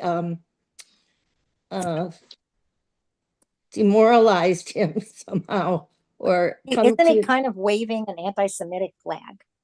You know I what? don't know. I don't know if he is or not. I'm just saying, how do we, do we judge people just because they're Muslim? No, but if don't judge people in advance of them doing things. Right. So I don't know if he's done anything or anything. I'm just using him as an example. I don't really know.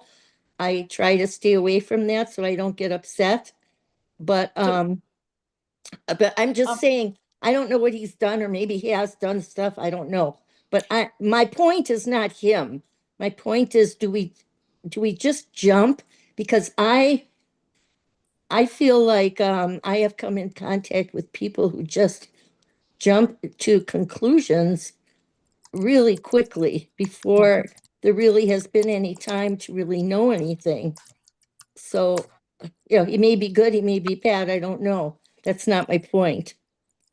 When we talk, we usually talk about how do we use Torah and the lessons we learned from Torah to, sort of come to grips today with things? And I don't know, how do we use Torah to come to grips with things today? Is it always going to be, Esau and Jacob, or is it and Ishmael and Isaac, or is it, So or Sarah, does this is everybody get judged on their own individuality? That's what I'm saying. I think that we can put this as a question mark in every parashah that we Yeah. read, every single time we meet, because if we don't meet for the purpose of understanding that, I don't know why we do. To some extent. Exactly.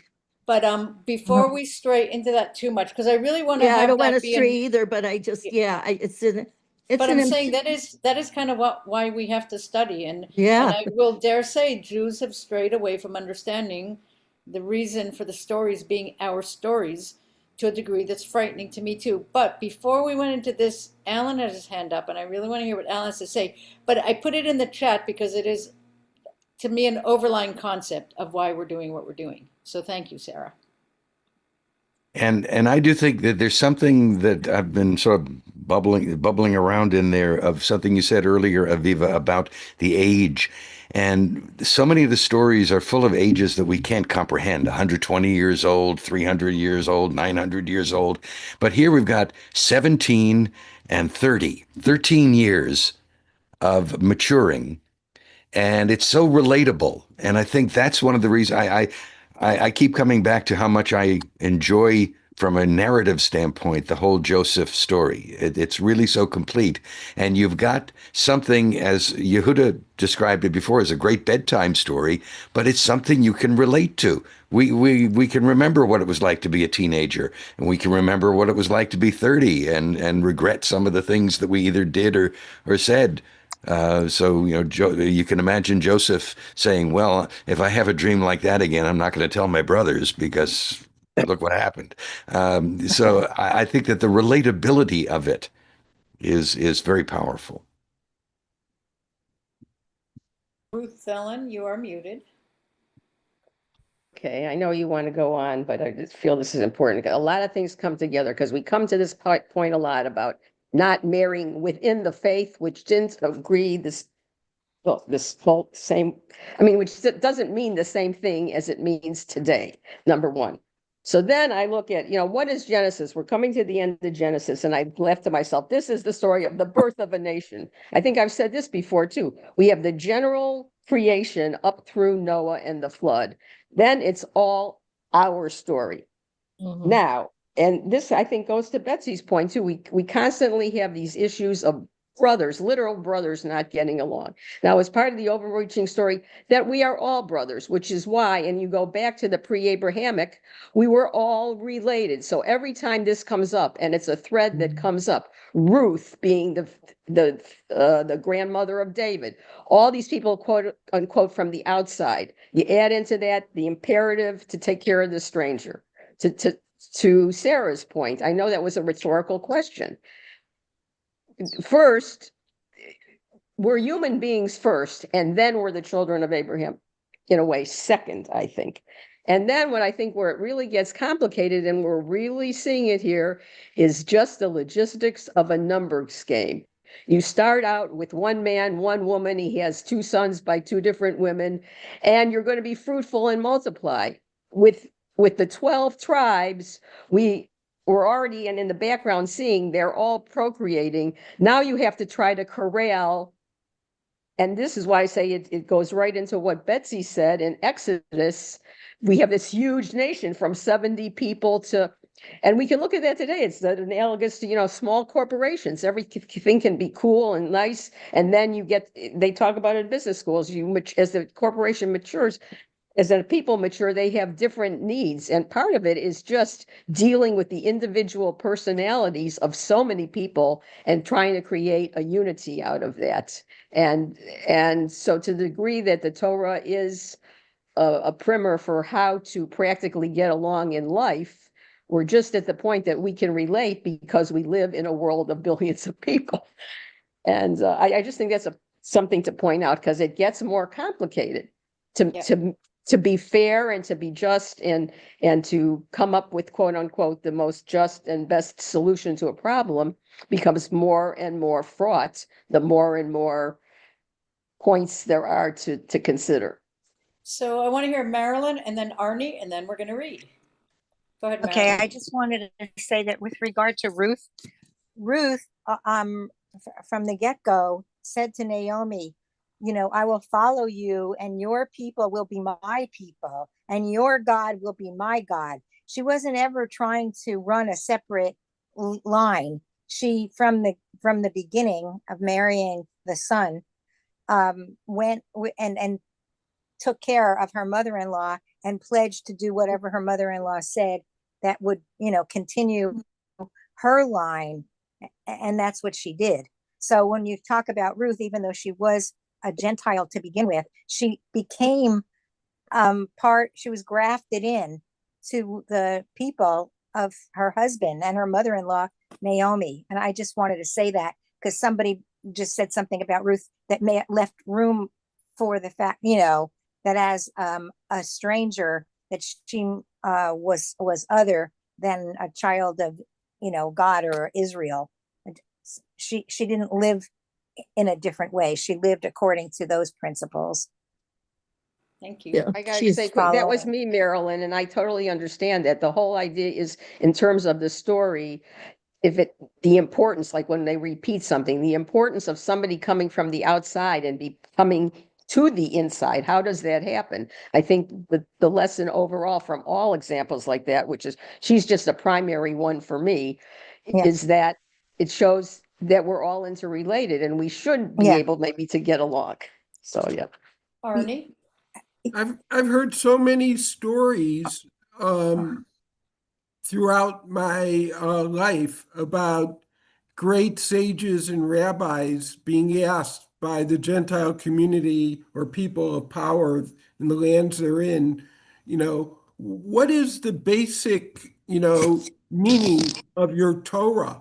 And all of them said the same thing: love your neighbor as thyself. You know, this is the essence, you know, and that the fact that sometimes our leaders and politicians don't follow that is their shanda, you know, and we individually can still practice that. And that's the most important thing. So with that, this is a wonderful segue to bringing Sarah's point, which is always with us. The brothers are going to go down to Egypt very innocently, the way things were done. They are good traders. They know how to be traders. They've done well. Their father has done well. We know that. They're not going to supplicate themselves yet. And this is the switch. This very parashah and the next one are the switch between the people from the other side learning what it means to not have control and be at the mercy of others. So Sarah, whatever you said earlier, that's the umbrella under which I read from here on. So whoever wants to read, we're reading I don't know. I'll read if you want. Maybe through line 25. Sure. Whoever. All right, I'm gonna go, okay? Okay. When Yaakov saw that there were food rations to be had in Egypt, he said to his sons, "Why do you keep looking at one another? Now I hear," he went on, "that there are rations to be had in Egypt. Go down and procure rations for us there, that we may live and not die." So 10 of Joseph's brothers went down to get grain rations in Egypt. For Yaakov did not send Joseph's brothers Benjamin with his brothers, since he feared that he might meet with disaster. Thus the sons of Israel were among those who came to procure rations, for the famine extended to the land of Canaan. Now Joseph was the vizier of the land. It was he who dispensed rations to all the people of the land. And Joseph's brothers came and bowed low to him with their faces to the ground. When Joseph saw his brothers, he recognized them, but he acted like a stranger toward them and spoke harshly to them. He asked them, "Where do you come from?" And they said, "From the land of Canaan to procure food." For though Joseph recognized his brothers, they did not recognize him. Recalling the dreams that he had dreamed about them, Joseph said to them, "You are spies. You have come to see the land in its nakedness." But they said to him, "No, my lord, truly your servants have come to procure food. We are all of us sons of the same man. We are honest men. Your servants have never been spies." And he said to them, "No, you have come to see the land in its nakedness." And they replied, "We, your servants, were 12 brothers, sons of a certain man in the land of Canaan. The youngest, however, is now with his father, and one is no more." But Joseph said to them, "It is just as I have told you, you are spies. Yeah. But this you shall be put by this you shall be put to the test. Unless your youngest brother comes here by Pharaoh, you shall not depart from this place. Let one of you go and bring your brother while the rest of you remain confined, that your words may be put to the test whether there is truth in you. Else by Pharaoh you are nothing but spies." And he confined them in the guardhouse for 3 days. On the third day, Joseph said to them, "Do this and you shall live, for I am a God-fearing man. If you are honest men, let one of your brothers be held in your place of detention while the rest of you go and take home rations for your starving households. But you must bring me your youngest brother, that your words may be verified and that you may not die." And they did accordingly. They said to one another, "Alas, we are being punished on account of our brother, because we looked on at his anguish, yet paid no heed as he pleaded with us. That is why this distress has come upon us." Then Reuben spoke up and said to them, "Did I not tell you, do no wrong to the boy? But you paid no heed. Now comes the reckoning for his blood." They did not know that Joseph understood, for there was an interpreter between him and them. He turned away from them and wept. And he came back to them and spoke to them. And he took Simeon from among them and had him bound before their eyes. Then Joseph gave orders to fill their bags with grain, return each one's money to his sack, and give them provisions for the journey. And this was done for them. Okay, I don't know when to stop. I don't know. Are we going to stop when Okay, no, he puts the money back? I'm sorry, let's go through 28. That makes a better stopping place. And then, Yeah. okay. So they loaded their asses with the rations and departed from there. As one of them was opening his sack to give feed to his ass at the night encampment, he saw his money right there in his bag. And he said to his brothers, "My money has been returned. It is here in my bag." Their hearts sank, and trembling, they turned to one another, saying, "What is it that God has done to us?" Okay, that's a better place. Okay, Marilyn, you have your hand up? Yeah, I just want to correct the record that I spoke incorrectly. Joseph wasn't the one who had his mother die in childbirth. It was Benjamin. I said before it was Correct. Joseph. You did. I remember Right. that. We knew what you meant. Okay. But thank you for fact checking. There's not enough of that this time. So in these lines we just read, two significant things are happening. One is the beginning of the tests he puts his brothers through, and the other is the first mention of his weeping, which I believe comes up at least one more time in this parashah, and then more significantly in the next parashah. It's human. We can all relate to that, right? I mean, don't we all feel that pang when you think of him weeping over that situation? The heartache of it all. Is he weeping for himself and his past? Yeah, I think it's all. I think it's a combination of it, but the grief in his heart for the whole situation, certainly the grief and relief, and both. But it comes. Some people use weeping to relieve stress as well. So. But it comes at a point where he has overheard the brothers regretting what they had done. Mm-hmm. And that's what he wanted to hear. Mm-hmm. Mm-hmm. And that's what I think made it a very emotional moment for him. And a recognition that he has a role to play. Like, he really has a decision point. He could be true to the Pharaoh and maybe say, we've only planned on storing enough grain for your people. I mean, like, he is given an inordinate amount of power and decision making. It says, short of being Pharaoh, he's given everything. All the powers short of being Pharaoh. But it is only 70 people we're talking about. He's not projecting Ah, forward. but is it only 70 people? Because that's the thing. That's the thing is that the looking backwards is now ending. He has one opportunity. He's looking backwards, and as Alan said, he wanted to, in order to move forward, he needed that recognition that the brothers have some regret, and that allowing him to move forward, there's no question that we have number wise, we've already been exposed to how many numbers of offspring you can have when you have plenty of sheep, plenty of grain, right? So he's he understands his role in the future of his people. That's a moment of recognition. I think that's a moment of recognition for him. Go ahead, Yuda. But okay, so just building on what you said, if it is his plan to actually bring the family down with him, his plan also includes giving them the best land that can grow the most food and protect his family and make them food secure. I mean, that's a great plan. I mean, he gave them the best land in Egypt, you know, the delta of the Nile. Wow. Richest soils, deepest soils, plenty of water in the desert. Ruth Ellen, and then I don't know if Vic, did you have your hand up? No. No. I Okay. know my Ruth head, Ellen, I'm trying, I lost for a second what. But to it comes say. back, it comes back to bite them because later on, Egypt becomes Mhm. economically dependent on them.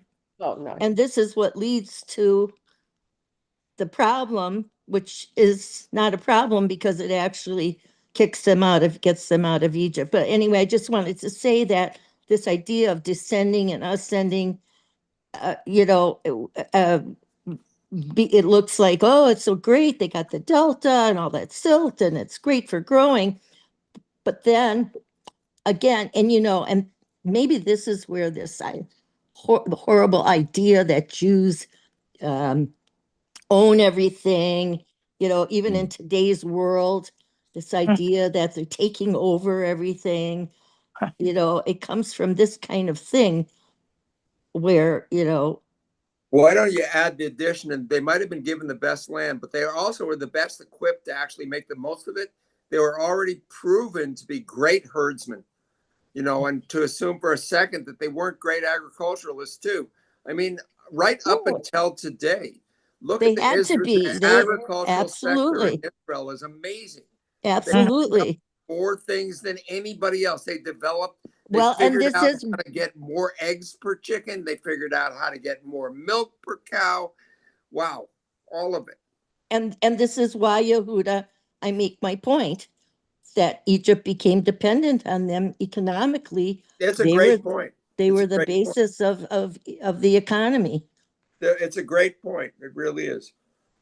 I remember Ellen. what I want to say, and I don't want to forget. I'm sorry, because it was the epiphanies again. You said that the crying of Yosef, he had realized that his brothers had regret.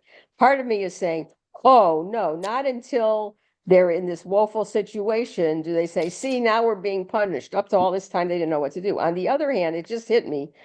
Yosef didn't realize until Simeon said, you know, he now understands he had brothers who had another plan.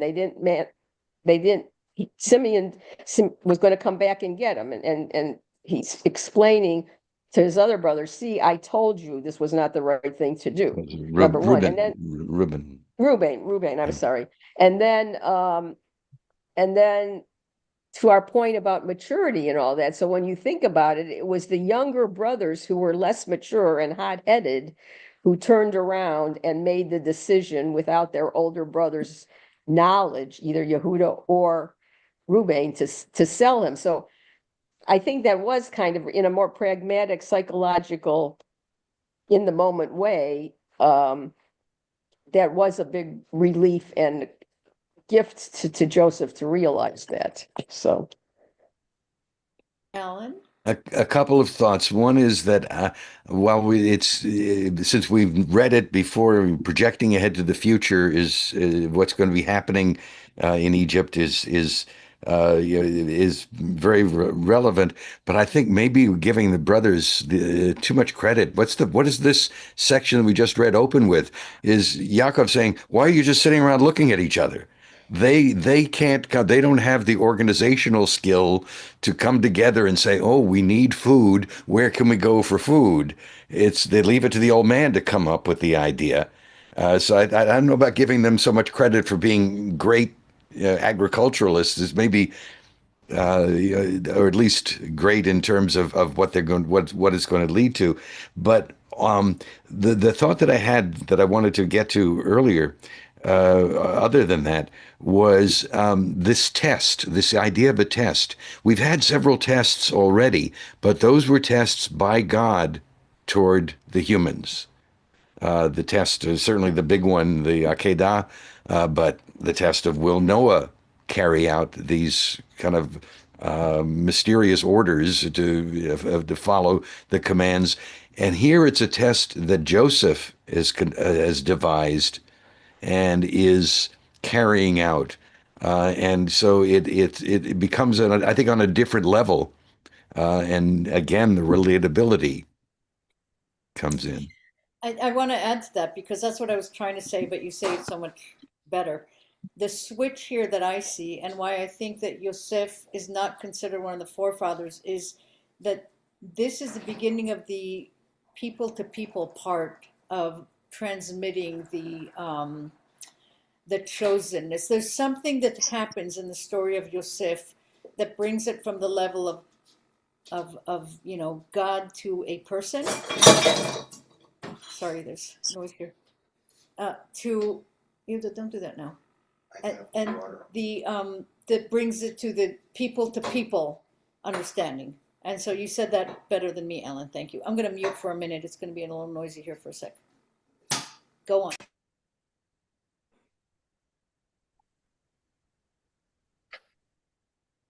You want to read some more then? We're going, this has been a privilege and a lot of fun.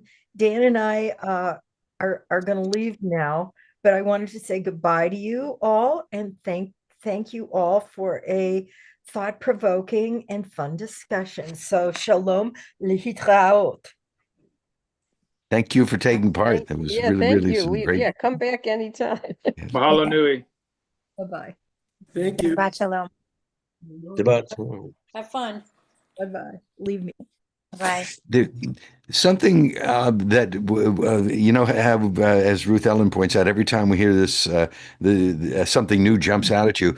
The binding you mentioned, Simeon. Simeon is bound, and there's really doesn't give an explanation for that action. The other brothers were put in the guardhouse for 3 days. But why was Simeon tied? It's like I am the great and powerful Oz has spoken. I think it's for dramatic effect. Right. He's bound in front of his brothers. Yeah. I think that to me that's a significant. I'll try to see if I can come up with. He really wants to put fear in them when they go back. I think. I'm all for continuing to read anytime. We can go back to any of these, but there's this next one is going to be, my notes for some reason are not lining up with my thoughts. But as far as I know, we're going now to finishing 42. So we're going to go all the way to line 38. It's not that far. Okay. Anyone? Sure. Okay. Do something you want me to read? Vic is reading. Go ahead, Vic. Okay, I didn't know. Okay, when they came to Fine. their father Jacob in the land of Canaan, they told them all that had befallen him, saying, "The man who is Lord of the land spoke harshly to us and accused us of spying on the land. We said to him, 'We are honest men. We have never been spies.' There were 12 of us brothers, sons by the same father, but one is no more, and the youngest is now our father in the land of Canaan. But the man who is Lord of the land said to us, 'By this I shall know you that you are honest men. Leave one of your brothers with me, and take something for your starving households, and be off.' And bring your youngest brother to me, that I may know that you are not spies, but honest men. I will restore your brother to you, and you shall be free to move about in the land. As they were emptying their sacks, each one a sack was his money bag. When they saw, and their father saw their money bags, and they were dismayed.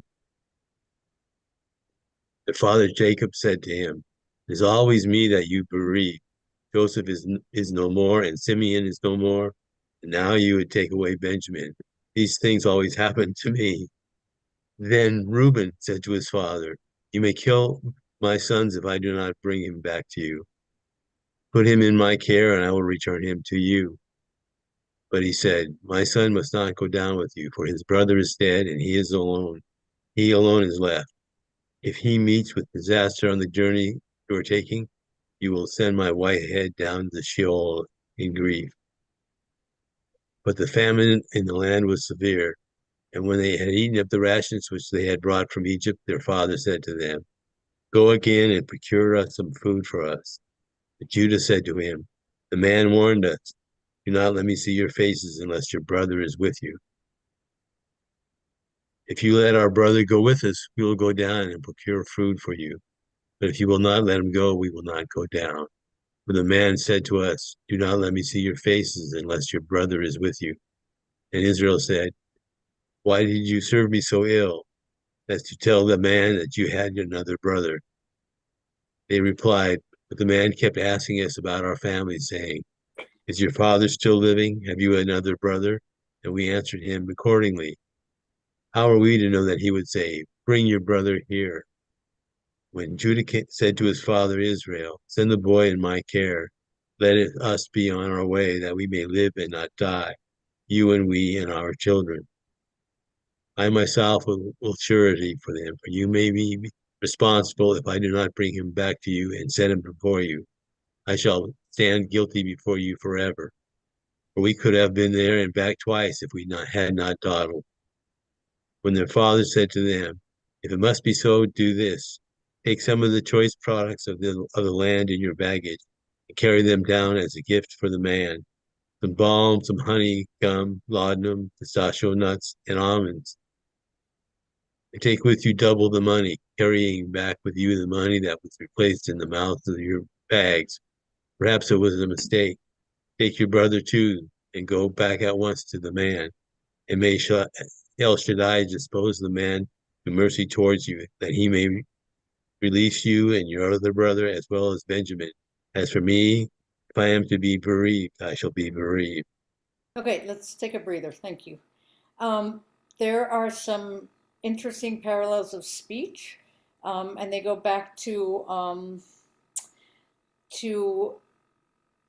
Jacob perpetually being in a state of not knowing what has happened to his sons. There are a lot of bad things that happen in the world.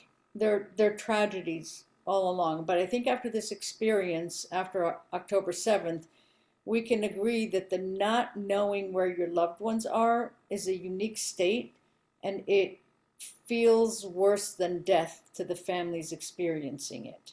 And this is what Yaakov, is saying to his sons. This is going to take me down to my grave with heartache. In other words, I may not know the outcome of this before I die, and that's the worst thing you can do to me. So I just want to say he already said this once, after they said, "We don't know what happened to our brother, but we found this gown with blood on it," right?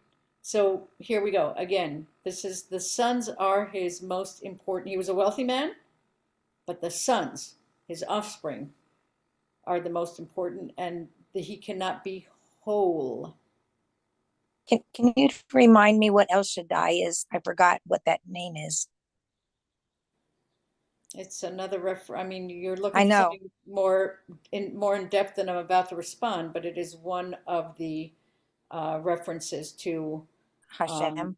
To Hashem, and this one is more like a nurturing okay. God, the nurturing God. God will provide. Is it? With all that you said, Aviva, and how wrought Yaakov is, because especially, I mean, it always strikes me in this that it's the first thing is it's about him. How can you do this to me?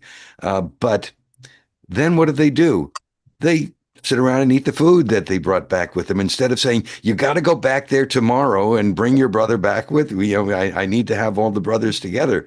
And instead, they just go on with their lives until they run out of food again.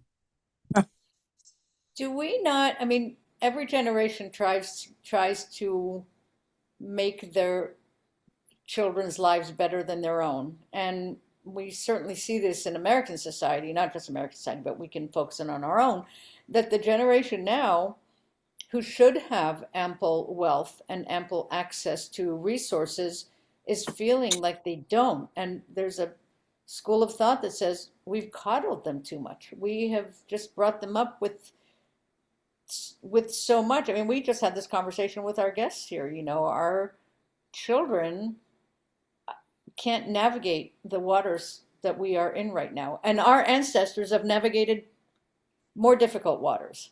So as Courtney pointed out in our last Judaism 101, you know, being in a narrow place, being in difficulty sometimes is a source of creativity and problem solving that is not available at other times. So maybe they had it a little bit good and they don't have. They need to be like pushed. Okay, I'm going to call on Arnie and then Ruth Ellen. I'm going to mute for a minute. Yeah, I had to get up for a minute. I might have missed it. I was just wondering, did Joseph ask about his mother? His mother died. His mother was Rachel, and she died giving birth to Benjamin. Okay, that's right. Okay. Yeah, he would have known. Thank you. My pleasure. Ruth Ellen? I want to speak a little bit now again to this, again, with the bigger themes in terms of what Hashem has in mind. The stories are like parables of human foibles. It relates to what Alan says a little bit, because this idea of favoritism, of children's favoritism, and then you add on that Laban tricked him. So the children he had by Leah, in a lot of ways, he didn't expect and he's not happy about. Because here he is. Well, if they don't go back, Simeon is there, and that never comes up. It's that he can't give up the only progeny of Rachel that he still has. And that always kind of bothers me. That does seem kind of selfish. And if it leaves but it always wrestles with a bigger narrative in all our stories about birthright and order of birth and how it should matter. And that seems to be at odds with the whole idea of love your neighbor. First of all, love your brother, any brother, as yourself, and then your neighbor, and say, well, then it's because we're all brothers. So Ruth Ellen, she was his favorite wife. He loved Rachel. I know. And that's the thing, but they're all his sons. You know what I mean? Yes. I know. I don't know what the answer is. I'm just saying it's a recurring theme, and we can say that maybe it's in there because we still all wrestle like that. I know Alan will giggle at this, you know, the Smothers Brothers. Mom always liked you best. We talk about birth order. We have sibling jealousy, sibling rivalry. And that's also a big theme in all the stories through here. I don't know what to make of it, except to say that these are the proclivities of human nature, and everything we bring into our spiritual context here are examples to bring into our conscious mind ways to overcome these more base instincts that we all have, which are very hard to get under control and suppress relative to these higher what you said is true, aspirations. It's totally true, but Benjamin was the baby. And so I mean, you know, you don't love one kid more than another in my experience anyway, but the baby is the baby. It's just the way in my experience, that's the way it is. But then when they're dealing with death by hunger, starvation, you know, of course, then again, they tell this story in 2 sentences. So that's why we're here parsing it every year, because there's a lot of understory. But we do have a good sense of the time. Again, I come back to giving numbers that we can recognize. Joseph was 30 when he was elevated to the leadership. Then they had 7 years, 7 bad years. And now seven good years. Now the 7 bad years have begun. So Joseph is probably close to 40 at this point, which means Benjamin's probably in his 30s. I don't know how much younger, but he's not a kid anymore. Let's put it that way. Except that we always see him, even the artist did this in one of the pieces that I showed. We always see him as a child, but he's already, approaching middle age, at least by our standards. So it's I think that the fact that they kind of cling to And these that also means all ideas. the other brothers are in their 60s because Yes, they yeah, came way, right, so yeah. I don't know that the numbers themselves matter. It's the notion that they're almost a different generation, and they There's have. definitely something to be said for birth order too. I mean, the way that plays out or usually plays I out agree. in a family. Well, that's what I'm saying. This is like a balance between the psychology and physiology of human beings and overlaying it with a sense of some higher power, higher elevation of belief and thought that plays a role in all of this. And I think that's especially in modern times, especially we as non-Orthodox here, or at least I think if anybody who's here on Shabbat on this, they're not super Orthodox in modern times is trying to reconcile all of this all the time. And that's where I think the growth and the learning from the reason to study it continues. But it's hard, Does anybody, it seems to me that Joseph is identified throughout his life as having some special qualities that they're not in all the rest of the gang. He's called out for the reasons that he is, because something shines in Joseph, something above the rest of the class. I think what it is, Marilyn, is he always credits everything to God. Yes. There's never been another person to this point in the Torah that's right. default. Thank God. Well, thank God. Moses too, right? The other thing. And it's very different. And, our question always is, why is he not considered one of the patriarchs? And, the patriarchs are much more flawed people in their own way. Joseph doesn't seem to have a lot of flaws, other than when he's very young, he's got youthful, egotism and enthusiasm. Mm-hmm. But Woody, I would say again, there we are. When did they stop being patriarchs? Because he's one of the 12 tribes. Once we get such a critical mass of people, obviously his story is there, and we have Moshe, and we have other leaders that we deal with. But I know, and it's this progression and this. The farther away we get from the patriarchs, the more variety there can be. And Joseph is still only one of 12. That's true. But maybe the answer is that Joseph actually gets double portion, because Ephraim and Manasseh are both tribes. It's true. Right. I mean, Moses I almost feel like with all the 12 sons, that is the beginning of the fulfillment of the original covenant with Abraham of proliferating like the stars in the heaven and the sands on the sea. So he's a youngin. In 400 years, from 70 people going down to Egypt and Jacob's family to 3 million 400 years later. And then genetically, we can probably all say we stem from Abraham, Isaac, and Jacob, but maybe not from Joseph. If you want to even think of it more scientifically in terms of genealogy, that again, it's the geometric progressions of multiplication of cells and then people. It's a tricky thing, because I think emotionally we can all say, especially studying this, how important he was. And of all the biblical names people are named after, I mean, Joe is still up there as a big one, so he wasn't forgotten. Still a very popular name. Mm-hmm.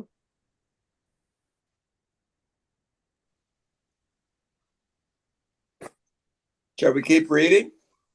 Yep. If it's quiet, did you have something to say, Vic? We better take advantage. Vic, did you want to say something? You're muted. You're muted. You're still muted.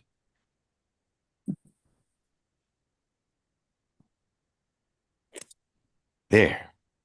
Okay. Yeah, but I can see all these things, and it's interesting to me. I mean, he even gets his own cat call, or he was a break. So he's riding high, but like you said, his sons each get a tribe.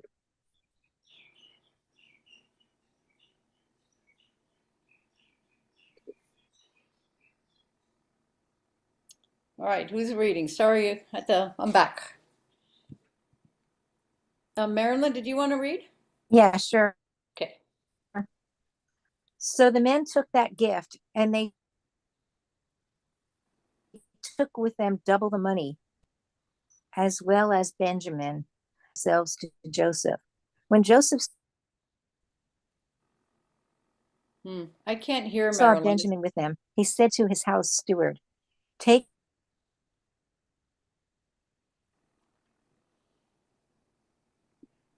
Is Your everyone audio's else breaking having? up, Marilyn. Yeah, Marilyn, you're Marilyn, we cutting can't in hear and you. out. You're cutting in slaughter and and out. prepare an Yeah, animal cutting in and out. for Marilyn, hold on just a minute, please. We are not hearing you. You're cutting in and out. Do you have your hand over the speaker on your computer or anything? We can't hear you. Probably her Wi-Fi. Could When be. she goes out, yeah, when she goes out, she's not hearing us either. I thought maybe it was only on her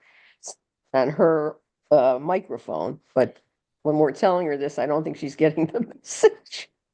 Marilyn, we're going to have someone else here because we can't hear. We're going to have someone else read because we can't hear you. I hope you can hear us. She's not speaking now. It doesn't Okay. show green that she's speaking, so okay. All right, who wants to read? Yuda, I don't know if you've read yet. Anyway. I don't have my reading glasses, but I can read. Okay, so the men took that gift, and they took with them double the money, as well as Benjamin. They made their way down to Egypt, where they presented themselves to Joseph. Now, when Joseph saw Benjamin with them, he said to his house steward, "Take the men into the house, slaughter and prepare an animal, for the men will dine with me at noon." What a big thing, because normally they ate separately. The man did as Joseph said, and he brought the men into Joseph's house. But the men were frightened at being brought into Joseph's house. It must be, they thought, because of the money replaced in our bags the first time, that we have been brought inside as a pretext to attack us and seize us as slaves with our pack animals. So they went up to Joseph's house steward and spoke to him at the entrance of the house. "If you please, my lord," they said, "we came down once before to procure food. But when we arrived at the night encampment and opened our bags, there was each one's money in the mouth of his bag, our money in full. So we have brought it back with us. And we have brought down with us other money to procure food, additional food. We do not know who put the money in our bags." He replied, "All is well with you. Do not be afraid. Your God, the God of your father, must have put treasure in your bags for you. I got your payment." And he brought out Shimeon to them. Then the man brought the men into Joseph's house. He gave them water to bathe their feet, and he provided feed for their asses. They laid out their gifts to await Joseph's arrival at noon, for they had heard that they were to dine there. When Joseph came home, they presented to him the gifts that they had brought with them into the house, bowing low before him to the ground. He greeted them and he said, "How is your aged father of whom you spoke? Is he still in good health?" And they replied, "It is well with your servant, our father. He is still in good health." And they bowed and made obeisance.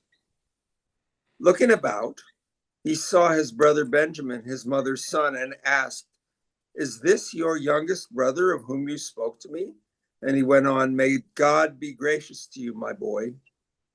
With that, Joseph hurried out, for he was overcome with feeling toward his brother and was on the verge of tears.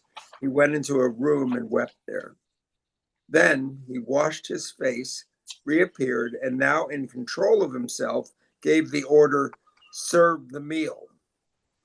They served him by himself, and them by themselves, and the Egyptians who ate with him by themselves, for the Egyptians could not dine with the Hebrews, since that would be abhorrent to the Egyptians.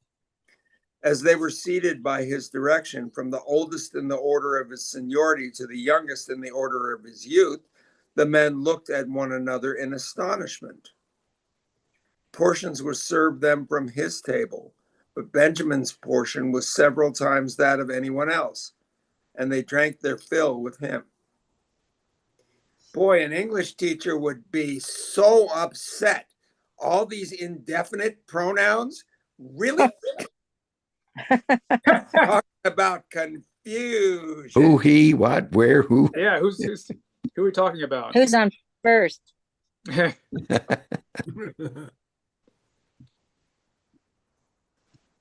ay, ay. The second instance of Yosef becoming so emotional, he has to excuse himself, go cry, wash his face, and keep up the appearances. Isn't it wonderful that we have a forefather who was so emotive? Yeah.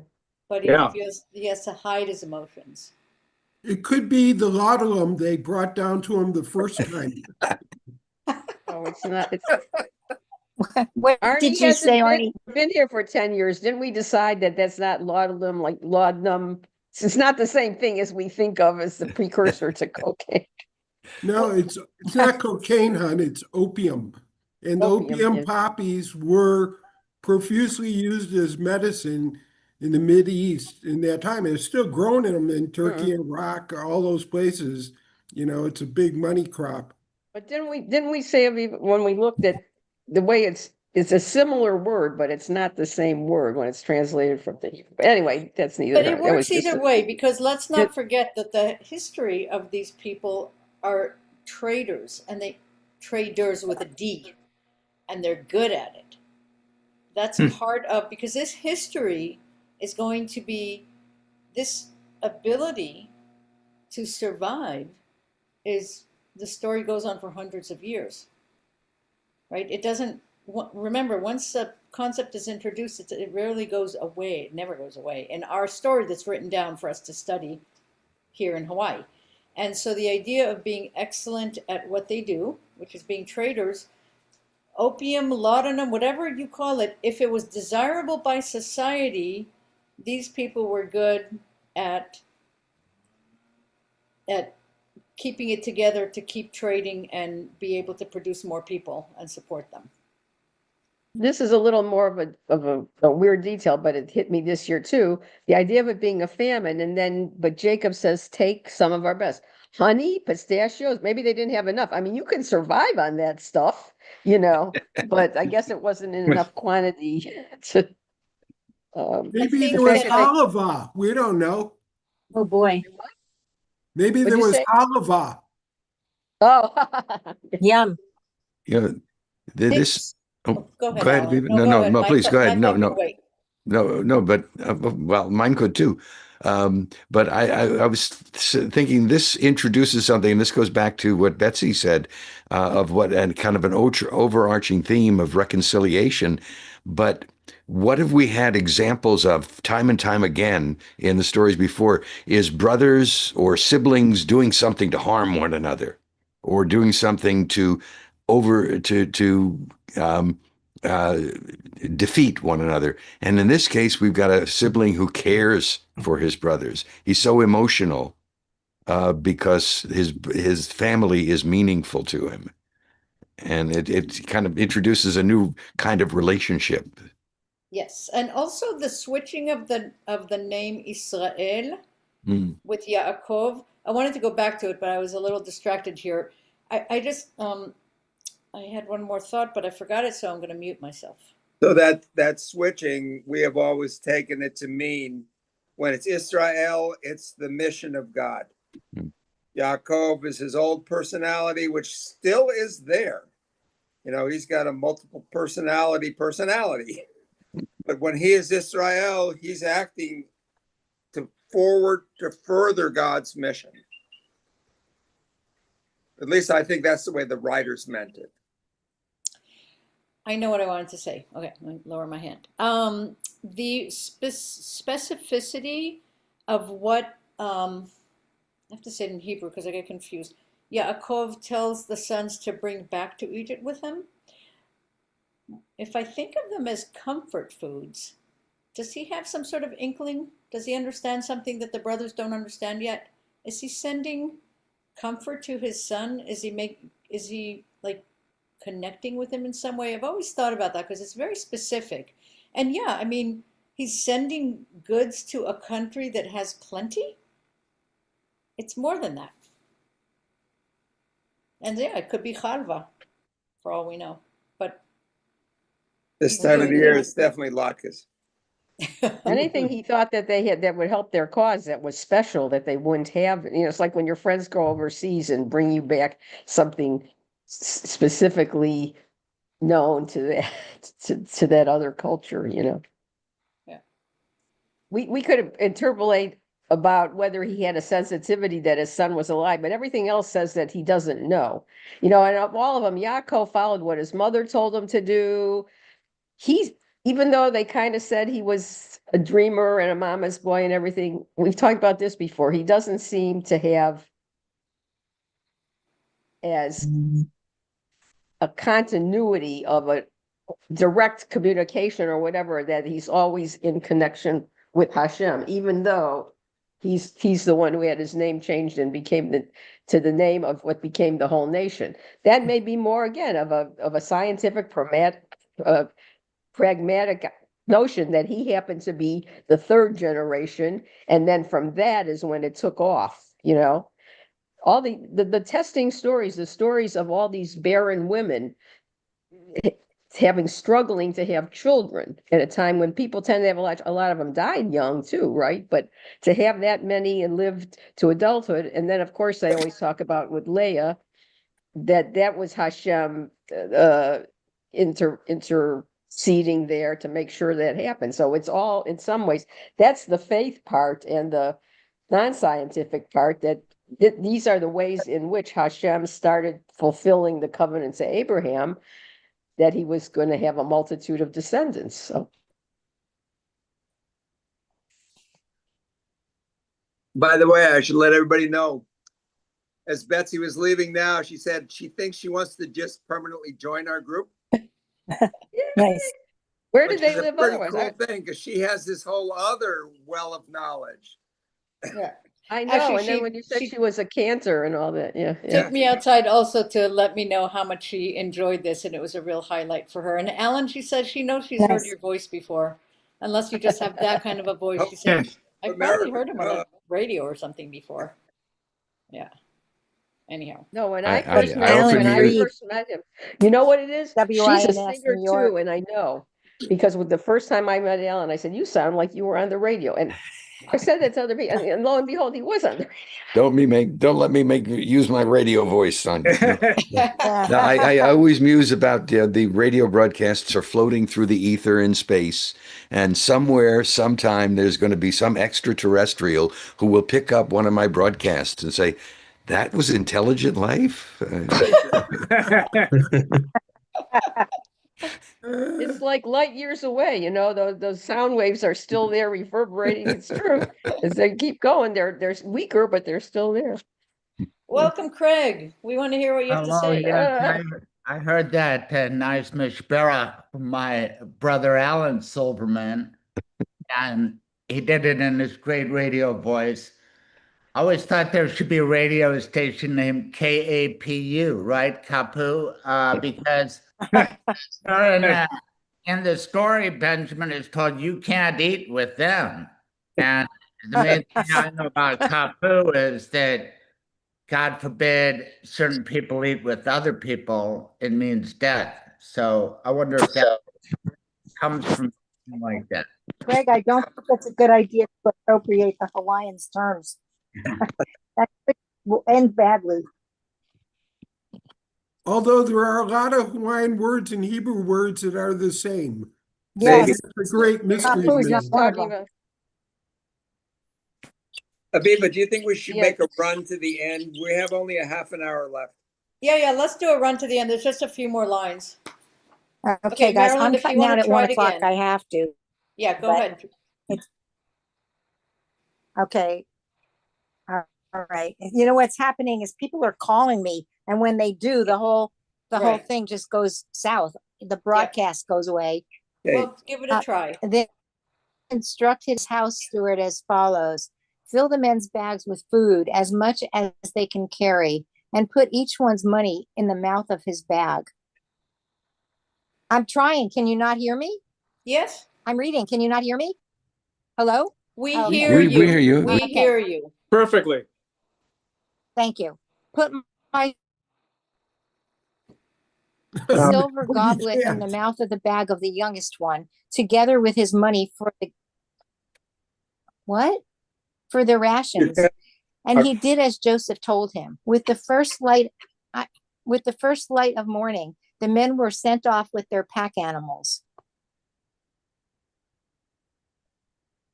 They had just left the city and had not gone far when Joseph said to his steward, "Up, go after the men, and when you overtake them, say to them, 'Why did you repay good with evil?' It is the very one from which my master drinks and which he uses for divination. It was a wicked thing for you to do." He overtook them and spoke those words to them.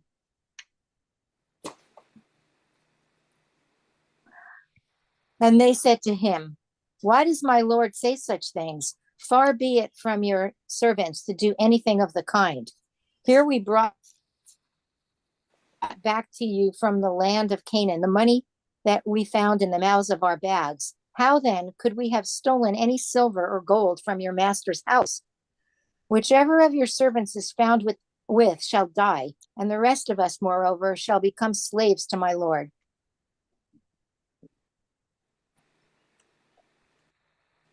He replied, "Although what you are proposing is right, only the one shall go free."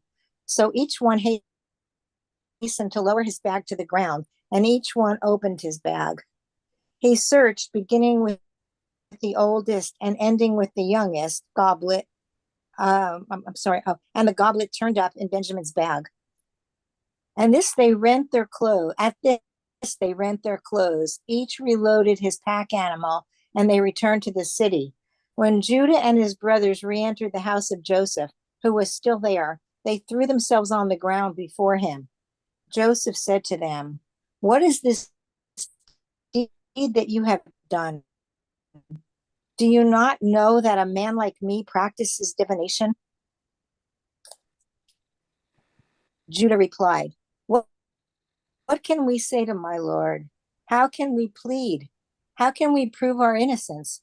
God has uncovered the crime of your servants. Here we are, then, slaves of my Lord, the rest of us much as he in whose possession the goblet was found. But he replied, "Far be it from me to act thus. Only he in whose possession the goblet go back to your father."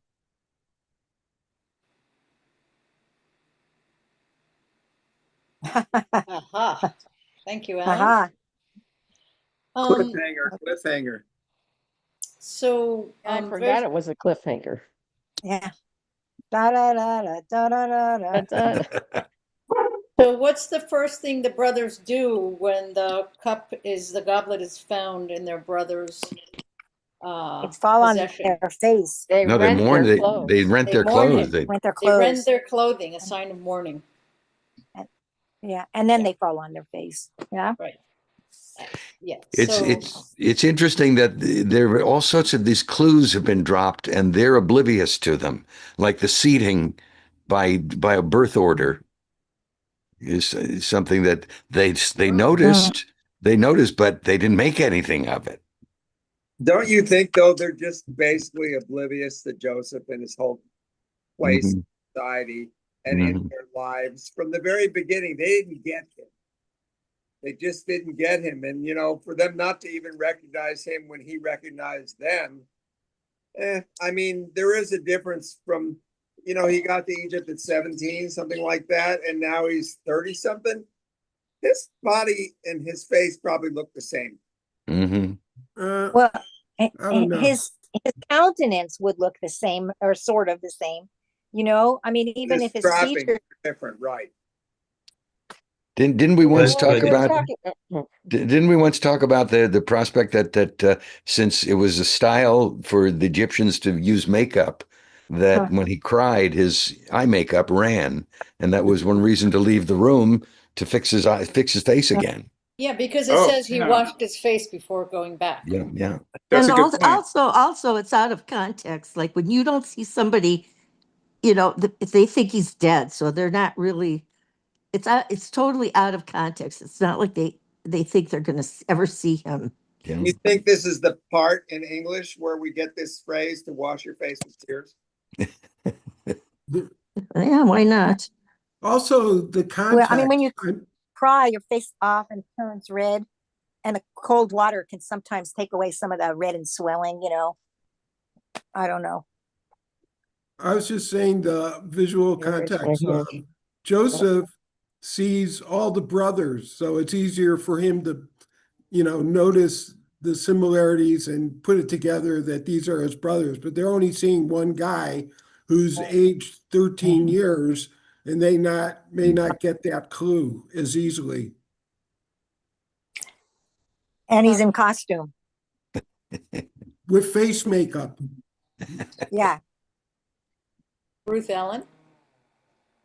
Well, I was going to say this is all part and parcel. This is where the psychology and the physiology came in. We're talking earlier about inspiration. You don't know where it comes from. This is the subconscious mind. This is how we deal with the world, and our brains, to save time and energy, interpolate a lot. So depending on what context you see somebody in, and the reason Joseph recognized them is we know he has special sensitivities. The other brothers, A, did not, and B, after all this time. And then you start thinking about things like time heals all wounds, maybe sort of in a way. You have to live in the present. Even as much as Jacob fought letting go of the past, letting Benjamin go, he ultimately had to face the reality that this was required at this moment in time. So it speaks to what the human default is. The human default is to go on autopilot, and your subconscious mind, based on your past experiences, says, well, wait, look how he's dressed. We're in the presence of one of the greatest people in Egypt. You know, so why would it cross anybody's mind that this was actually their long lost brother, you know? So yeah, in addition, they were all bowing down. They weren't even allowed to look at him. That's true. And then what I was thinking, you know, specifically that his earliest dreams came true, where he was chiding them. Not only once, but twice did they have to bow down to him. You know, so it's, and we all know. Recollection, very good. Mm-hmm. And you know, and we always, as a point, anything that happens more than once, we know it's even more important. So he looked Jewish. You can't. It's hard to hide, and they don't kind of recognize it. I remember going to the Holy Man Jam in Colorado in 1969, and I had graduated high school in 65, so 4 years had passed.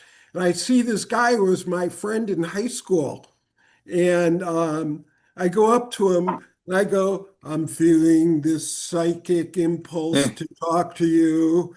Your name is Craig, not Craig, Greg. Greg. He goes, yeah, Greg. Pomeranz. He goes, how'd you know that? And I just walked away, you know. It was friggin' funny. You're back. Just to me, it was funny, but Amazing Arnie. with notwithstanding the suggestion that Joseph looked Jewish and the others didn't, what do we make of the line that's dropped in there about the Egyptians eating separately because it would be abhorrent for them to eat with the Hebrews? Even as Aviva has pointed out, that the concept of the Hebrews being another people is not necessarily as much as being from another place. In the context of the time that we're talking about, but that being included in there is a little bit chilling, I think. Didn't we say once, now see how good my memory was, it was something about the Egyptians deifying or making sacred sheep, and they didn't eat sheep, and that the Hebrews were known for being shepherds? Because Do I recall shepherds, that yeah. right? That was one that was one of the pragmatic things. Yeah. Well, I think it had to be a device to make an excuse to make a separation. I think what's important about that is that it forced Joseph not being able to if he ate with them, which is probably what he really wanted to do, even at that point, he was not ready to give up the ruse. And so he had to portray being an Egyptian, so he couldn't stay with them. I think that's one of that makes the sense. reasons for that being important in the story. It also makes Joseph's acceptance by Pharaoh and the royal court of Egypt even more remarkable. I can't hear anything. Oh, I'm sorry. Can you not hear me? Yeah, we hear you. Okay. No, we hear you. Go ahead, David. I want to hear what you're saying. Oh, just it makes Joseph's acceptance by Pharaoh and elevation by Pharaoh even more remarkable. One, and two, eventually, Joseph's inclusion of his Ohana or family later on, also the more remarkable into society. I was wondering if it was eating habits. Like, I know now Muslims wouldn't grab a piece of food on the table with their left hand, I think it is, right?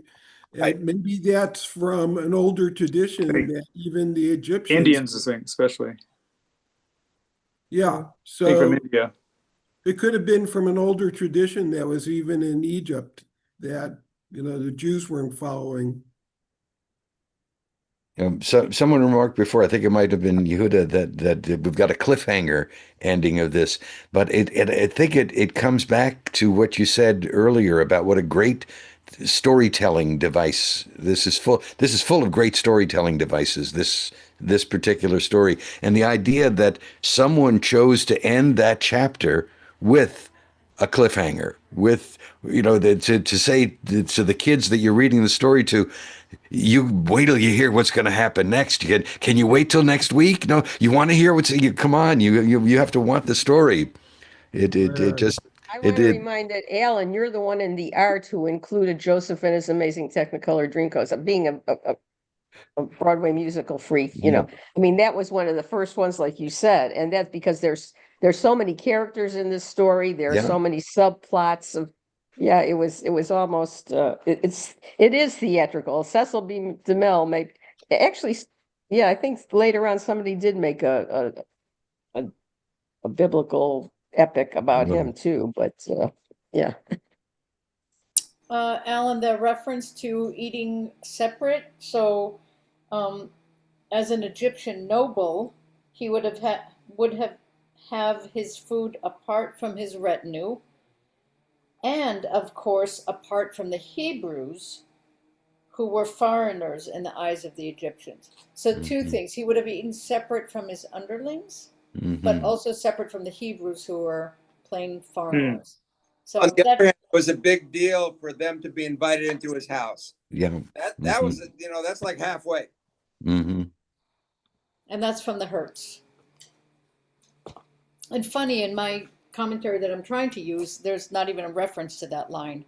There's no commentary on that line. But I think that's the weakness of the commentary I use. It's supposed to be read along with the Cloud commentary, because this is just like adds the references to women. So it's kind of weak. I can't use it alone. It doesn't have enough material for. And they are absent in this whole part of the story, even though it was established that he was married and had children.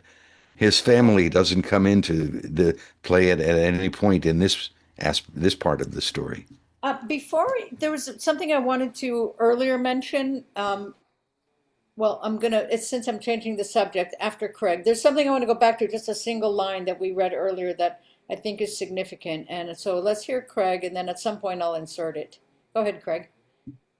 I was just interested in the common usage of the name Joseph by Christians, by Jews, by everybody. And thinking about the last century, the two greatest villains were Adolf Hitler and Joseph Stalin. And you would be hard pressed to find many people naming their kids Adolf, but Joseph survived it. Okay, maybe Adolf wasn't a biblical name to begin with. There are so many other, especially. I agree. I agree. But it's just Stalin didn't dissipate the desirability of naming your kid Joseph, apparently. Well, there are three things about a name that are important. And the name you make for yourself does not reflect on the name you were given by your parents. It could, but if you make a name for yourself that is bad, you can't go back and blame your parents. But if you make a name for yourself that's good, you're continuing something. So the name you make for yourself is a troubling one. It is a choice. It's the only one that's a choice. There's a name that parents give you. There's a name that society attributes to you. But the name you make for yourself, that's a tricky one. And nowadays, can I just say, it's really tricky. I know. So that brings me to the question. I would personally avoid the name Donald. Well, I mean, look, Donald was named after the duck. Right. It's not a biblical name, Donald. All I can think about is that I always think of these conversations, the song "A Boy Named Sue" is named Destiny, Yeah. There was a whole thing after Watergate. Did they know that Haldeman and Ehrlichman, what it meant? It meant truth. These were the behind Watergate, but they're what in German, Ehrlichman was like honest man or I don't know. Right. Anyway, He's honest man. Yeah. it's a fun game to play. How much it's like astrology, I think the brothers might have gotten a bigger clue if they mentioned this guy's name was Joseph. No one's calling him Joseph. They must have he had a new name. He had an alter ego.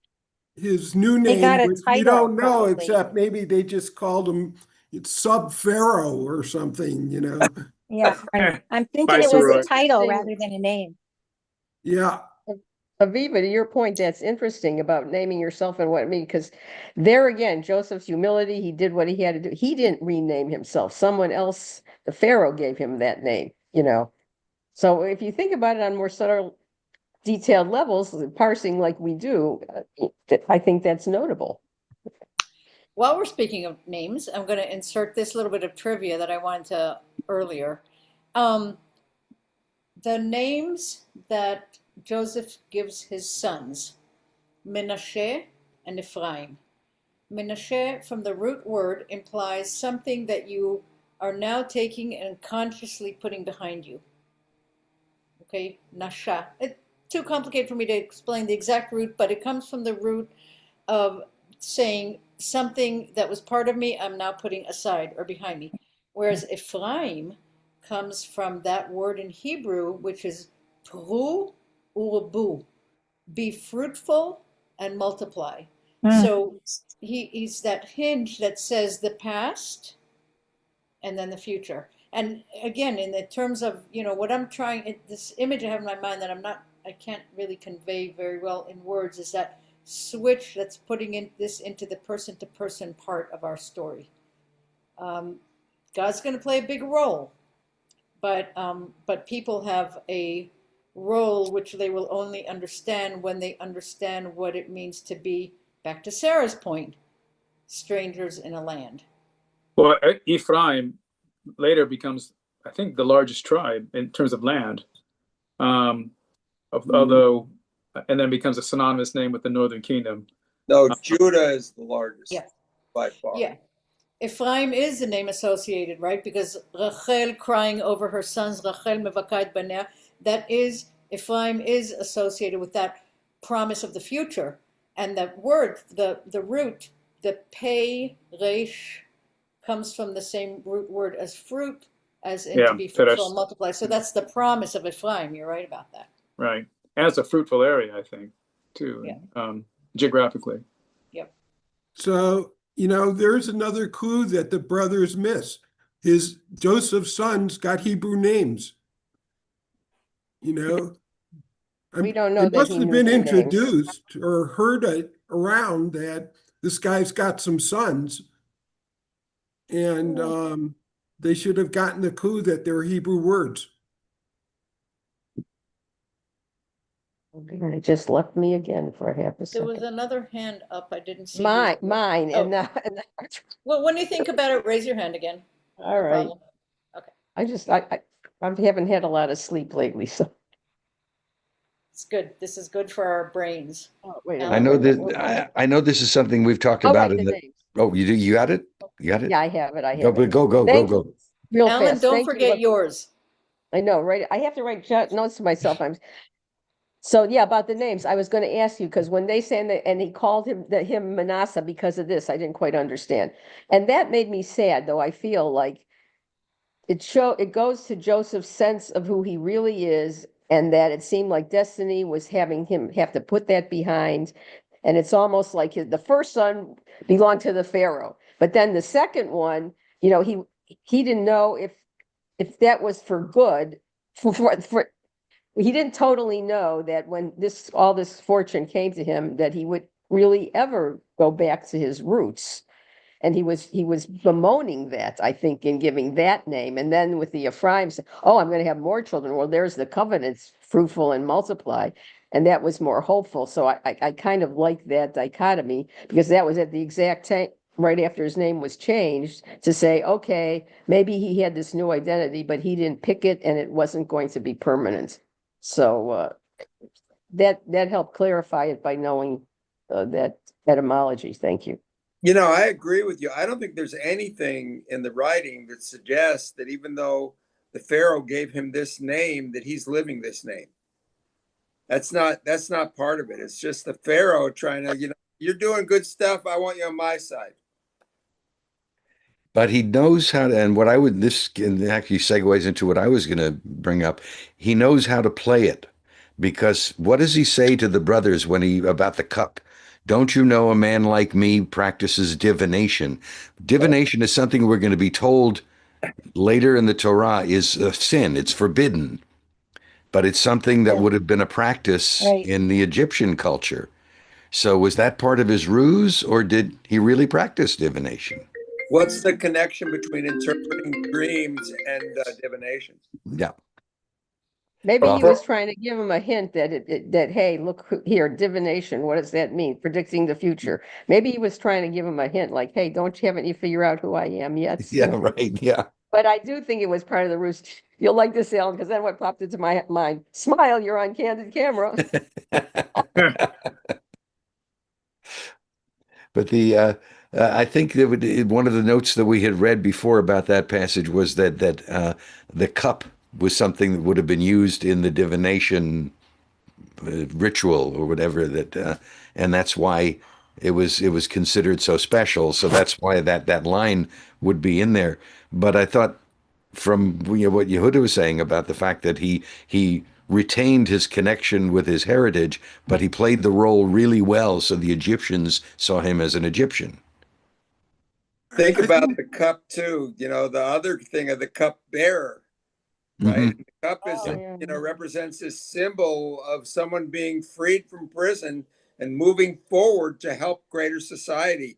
And here, once again, you're having the same kind of imagery with the cup, because the cup acts as the prop that gets Israel to go from 70 to 3 million. Mm-hmm. It's really funny because it's only in retrospect. Whenever I think of the cup, I think of the Kiddush cup, and at that point, it would have had nothing to do with that.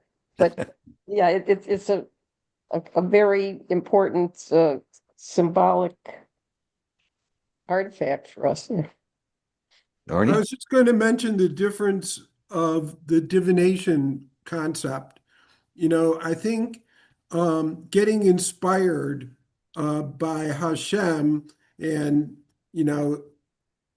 saying what it is that you're inspired by is different than going through a ritual that, drawing the 5-pointed star and the circle around and burning candles, and that type of divination is probably, what Hashem doesn't dig, So remember, the root of it is divine. So if you got something, that's channeled from Hashem, that's divine. But maybe divination is going through the steps in a false idolatry type of way that isn't, kosher. Yeah, it's like a lot of words in modern usage, then a certain connotation becomes the accepted meaning, but it really stemmed from being only one of several connotations later. To Arnie's points, that's how you can make the distinction between what's allowed and not allowed. I think we made it through the whole parashah. Wow. It's great. Once again, a fabulous session. Wow. Yeah. Maybe even got a new member out of it. Wow. Yeah. I was going to tell Aviva this, or I were forward. During COVID, found out about a news blog that a young man was in his 30s, worked as a journalist, and he wanted to start a blog that would try to be more moderate and look at all points of view. And he was working so that he could quit his day gig, and he ultimately did. And now it's 6 years later, and he has a whole staff, and his name is Isaac Saul. I always want to call him Saul Isaac because I mix him up. He's originally from Philadelphia. He's like 40 years old now.